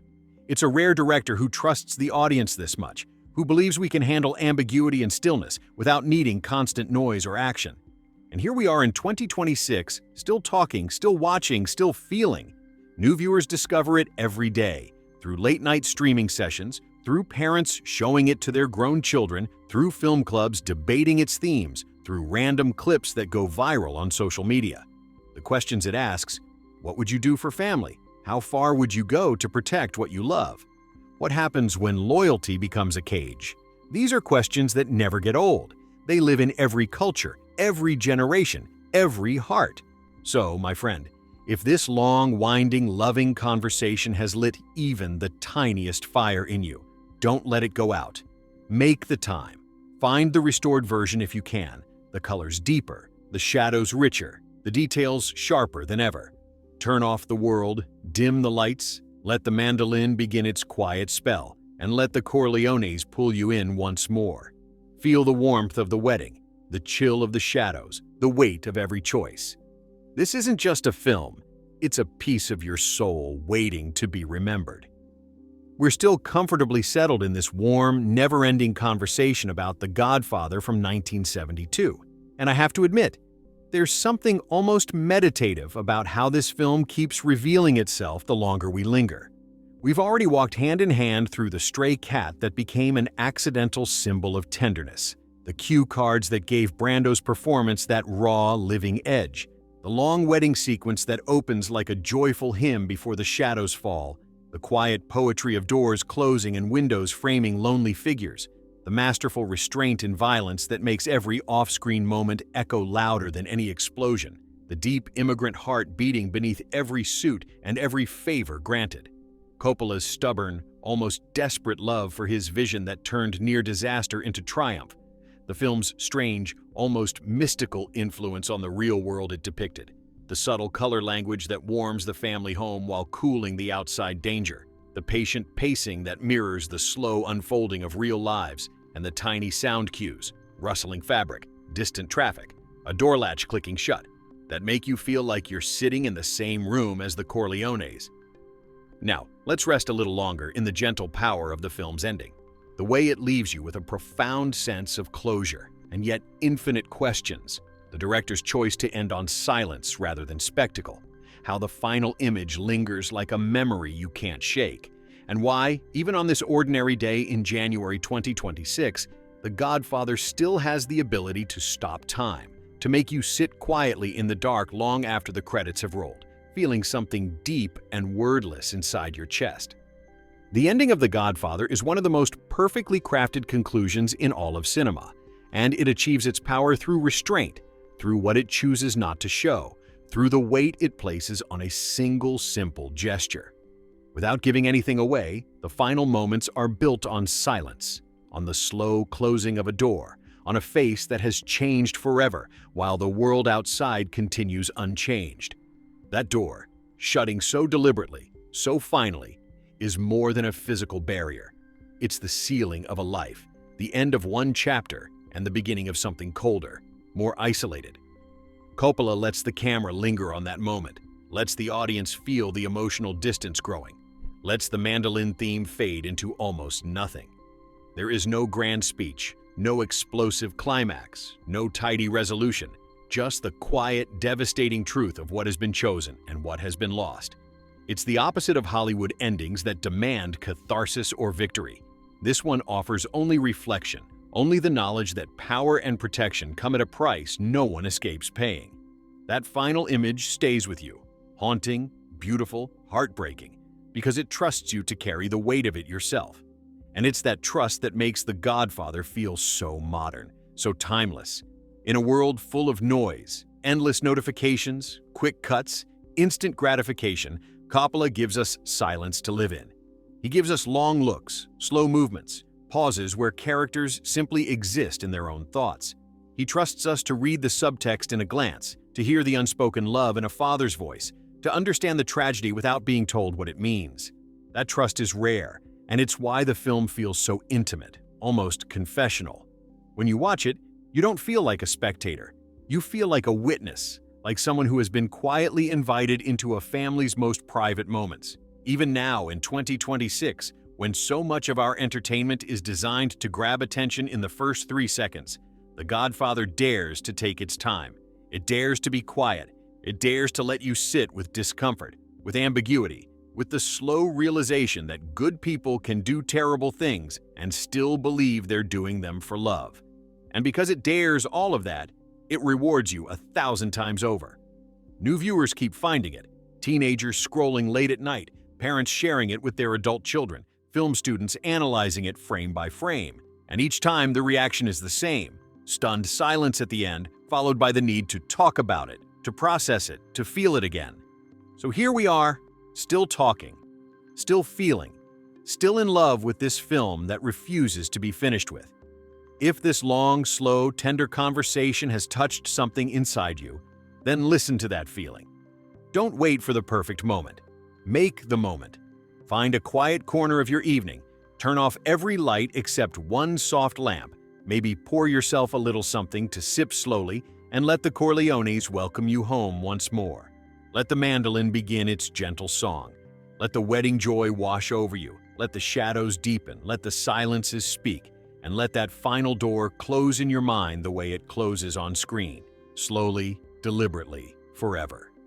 What makes this film so profoundly moving, year after year, decade after decade, is its radical empathy.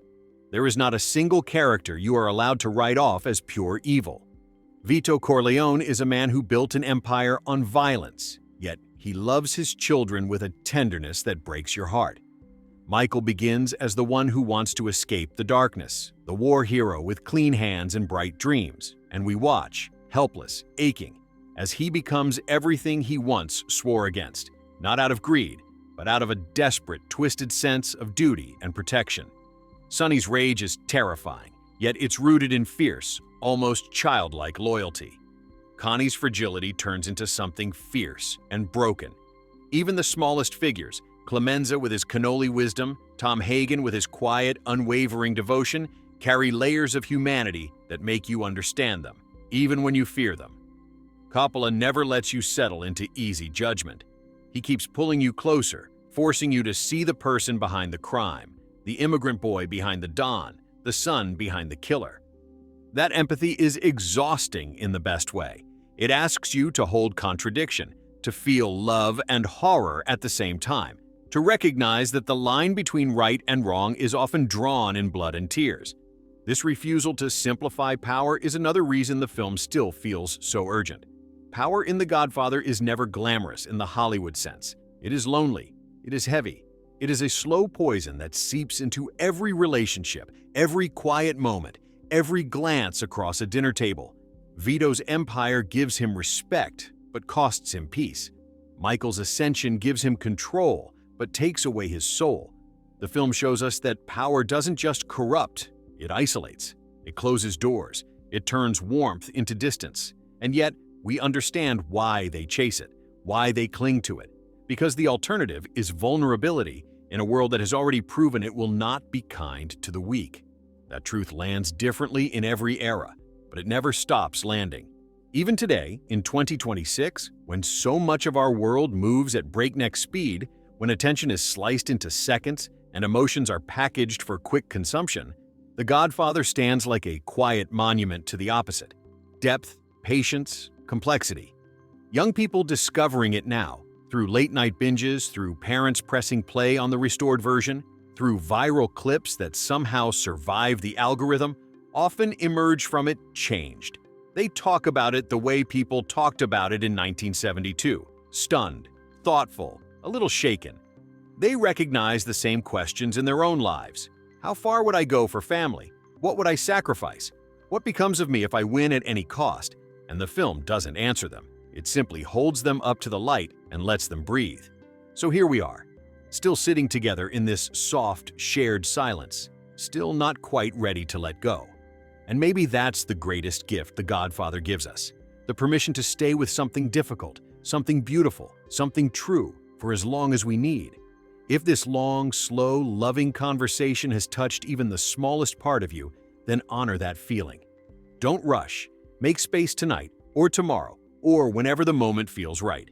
Dim the lights, silence the phone, maybe keep a glass of water nearby because you might forget to drink, and let the Corleones open their door to you once again. Let the mandolin play its quiet lullaby. Let the wedding laughter fill the room. Let the shadows grow long. Let the silences speak. And let that final door close with the same slow, heartbreaking certainty it always does. We're still sitting here together in this soft, timeless glow of The Godfather from 1972, and it feels almost like the film itself is asking us to stay a little longer, to breathe a little deeper, to let its quiet truth settle into our bones one more time.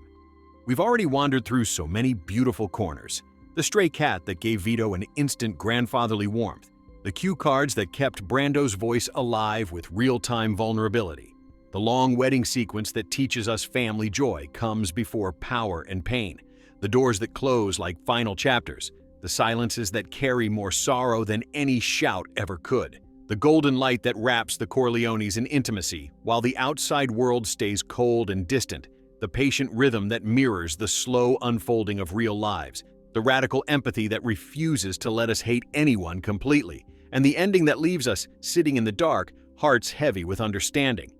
Now, let's rest here just a moment more, on the film's gentle insistence that every choice has a shadow, that every act of protection carries a hidden cost, that love itself can become the most dangerous force of all, and how, even on this ordinary January morning in 2026 in places like Satna or anywhere else on Earth, The Godfather still has the power to make us look at our own families, our own loyalties, our own quiet compromises, and wonder what we would do if the stakes were everything. One of the most haunting gifts this film offers is the way it shows us that love, real, fierce, protective love, can be the very thing that destroys us. Vito's love for his children is absolute. He would burn the world to keep them safe. Yet that same love is what pulls Michael into the darkness he once rejected. Michael's love for his family, for his father, for the idea of legacy, becomes the chain that binds him tighter with every decision. Kay's love keeps her standing by him, even as she watches him change into someone she barely recognizes. Connie's love, messy, desperate, wounded, drives her through cycles of pain and defiance. No one is spared. The film never lets us pretend that love is always pure or always redemptive. Sometimes love is the reason we cross lines we swore we never would. Sometimes love is the quiet voice that says, "This is the only way," when every other path has already closed. And because Coppola shows us that truth without judgment, without tidy moralizing, we leave the film not angry or righteous, but quietly shaken, wondering about the loves in our own lives, the lengths we've gone to, the doors we've closed to protect the people inside. That gentle, unflinching honesty is why The Godfather never feels like just a movie. It feels like a conversation with someone older and wiser who has seen how the world really works and still chooses to love anyway. It feels like a family album you discover in an attic. Yellowed photographs of people smiling at weddings, people arguing over dinner, people sitting in silence after hard days, people who made choices they could never fully explain. And when the final credits roll, when that door has closed for the last time, when the mandolin has faded into nothing, the film doesn't demand applause or catharsis. It simply leaves you there, in the room with your own thoughts, your own family ghosts, your own unanswered questions. In 2026, when so much of our days is spent rushing, scrolling, reacting, this film asks us to stop, to sit, to feel the weight, to remember that the biggest stories are rarely about explosions or chases. They're about the slow, invisible ways we become who we are. New viewers keep finding it. People in their 20s watching it alone at 2 a.m., parents showing it to their grown kids over weekend dinners, friends recommending it with that quiet urgency that says, "You need this." And each time the reaction is the same, a long silence afterward, followed by the need to talk, to share, to hold on to what it stirred inside. So here we are, still together in this soft, shared stillness, still not quite ready to say goodbye. And maybe that's exactly how it should be. If this long, slow, tender journey through The Godfather has touched even the smallest corner of your heart, then honor that touch. Make the time. Tonight, or tomorrow, or whenever the world quiets down enough. Dim the lights until there's only one warm glow left. Silence everything else. Pour yourself something simple to sip. And let the Corleones open their door to you one more time. Let the wedding music rise. Let the shadows stretch long across the room. Let the quiet moments breathe. Let the love and the pain walk hand in hand, and let that final door close with the same slow, inevitable grace it always does. We've already walked every familiar path together. The stray cat that turned a feared Don into a tender grandfather in an instant. The cue cards that gave Brando's words the fragile pulse of real thought. The wedding that opens like a sunlit promise before the long shadows arrive. The doors that close with heartbreaking finality. The silences that speak more truthfully than any confession. The golden light that cradles the family while the cold world presses at the windows. The patient rhythm that teaches us life rarely rushes toward its turning points. The fierce, unflinching empathy that refuses to let us judge anyone too quickly. The love that protects and destroys in the same breath. And the ending that leaves us sitting alone in the dark, hearts full of something we can't quite name. Now let's stay just a little longer in the soft afterglow of the film's greatest secret. Its refusal to resolve anything neatly. The way it hands you back your own life at the end. Asking you to look at your own choices, your own family, your own quiet compromises, and wonder what price you might one day be willing to pay for the people you love most. What makes The Godfather feel almost sacred is how it never rushes to comfort you. It doesn't offer redemption arcs that tie everything up with a bow. It doesn't give you villains you can hate without guilt or heroes you can cheer without doubt. Instead, it leaves you standing at the edge of the story, staring into the same moral fog the characters live in every day. Michael doesn't become a monster overnight. He becomes one step by step, each step taken in the name of family, each step feeling necessary in the moment, each step closing another door behind him. Vito doesn't die a villain or a saint. He dies a man who loved fiercely, who built something strong, who paid for it with every breath he took.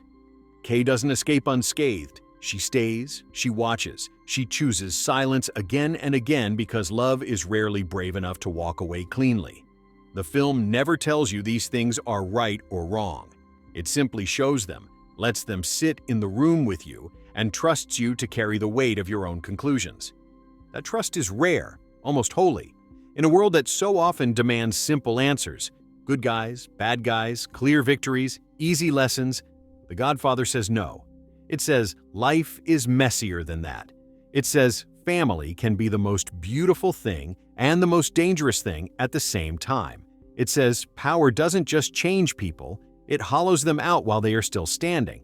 And it says that sometimes the greatest tragedy is not losing someone you love, but becoming someone they no longer recognize because you were trying to keep them safe.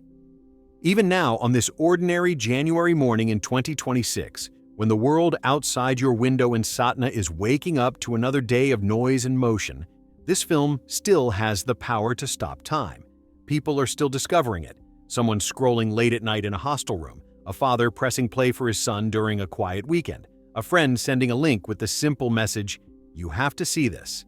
And each time, the ending lands the same way.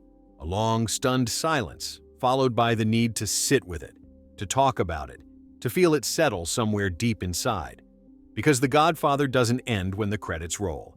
It ends when you finally stand up, turn on the light, and realize your own life looks a little different in the mirror. So here we are, still together in this gentle, lingering quiet, still not quite ready to let the conversation fade. And maybe that's how it should be. If this long, slow, loving journey through The Godfather has stirred even the smallest echo inside you, then listen to it. Make the space tonight or tomorrow or whenever the house is still. Dim every light until only one soft glow remains. Silence the phone, silence the world. Pour yourself a glass of water or something stronger, whatever feels right. And let the Corleones open their door to you once more. Let the mandolin begin its quiet, mournful song. Let the wedding laughter rise and fall like a memory. Let the shadows stretch long across the floor. Let the silences speak their truth. Let every choice carry its hidden cost. And when that final door closes, slowly, deliberately, forever, let it close in your heart, too.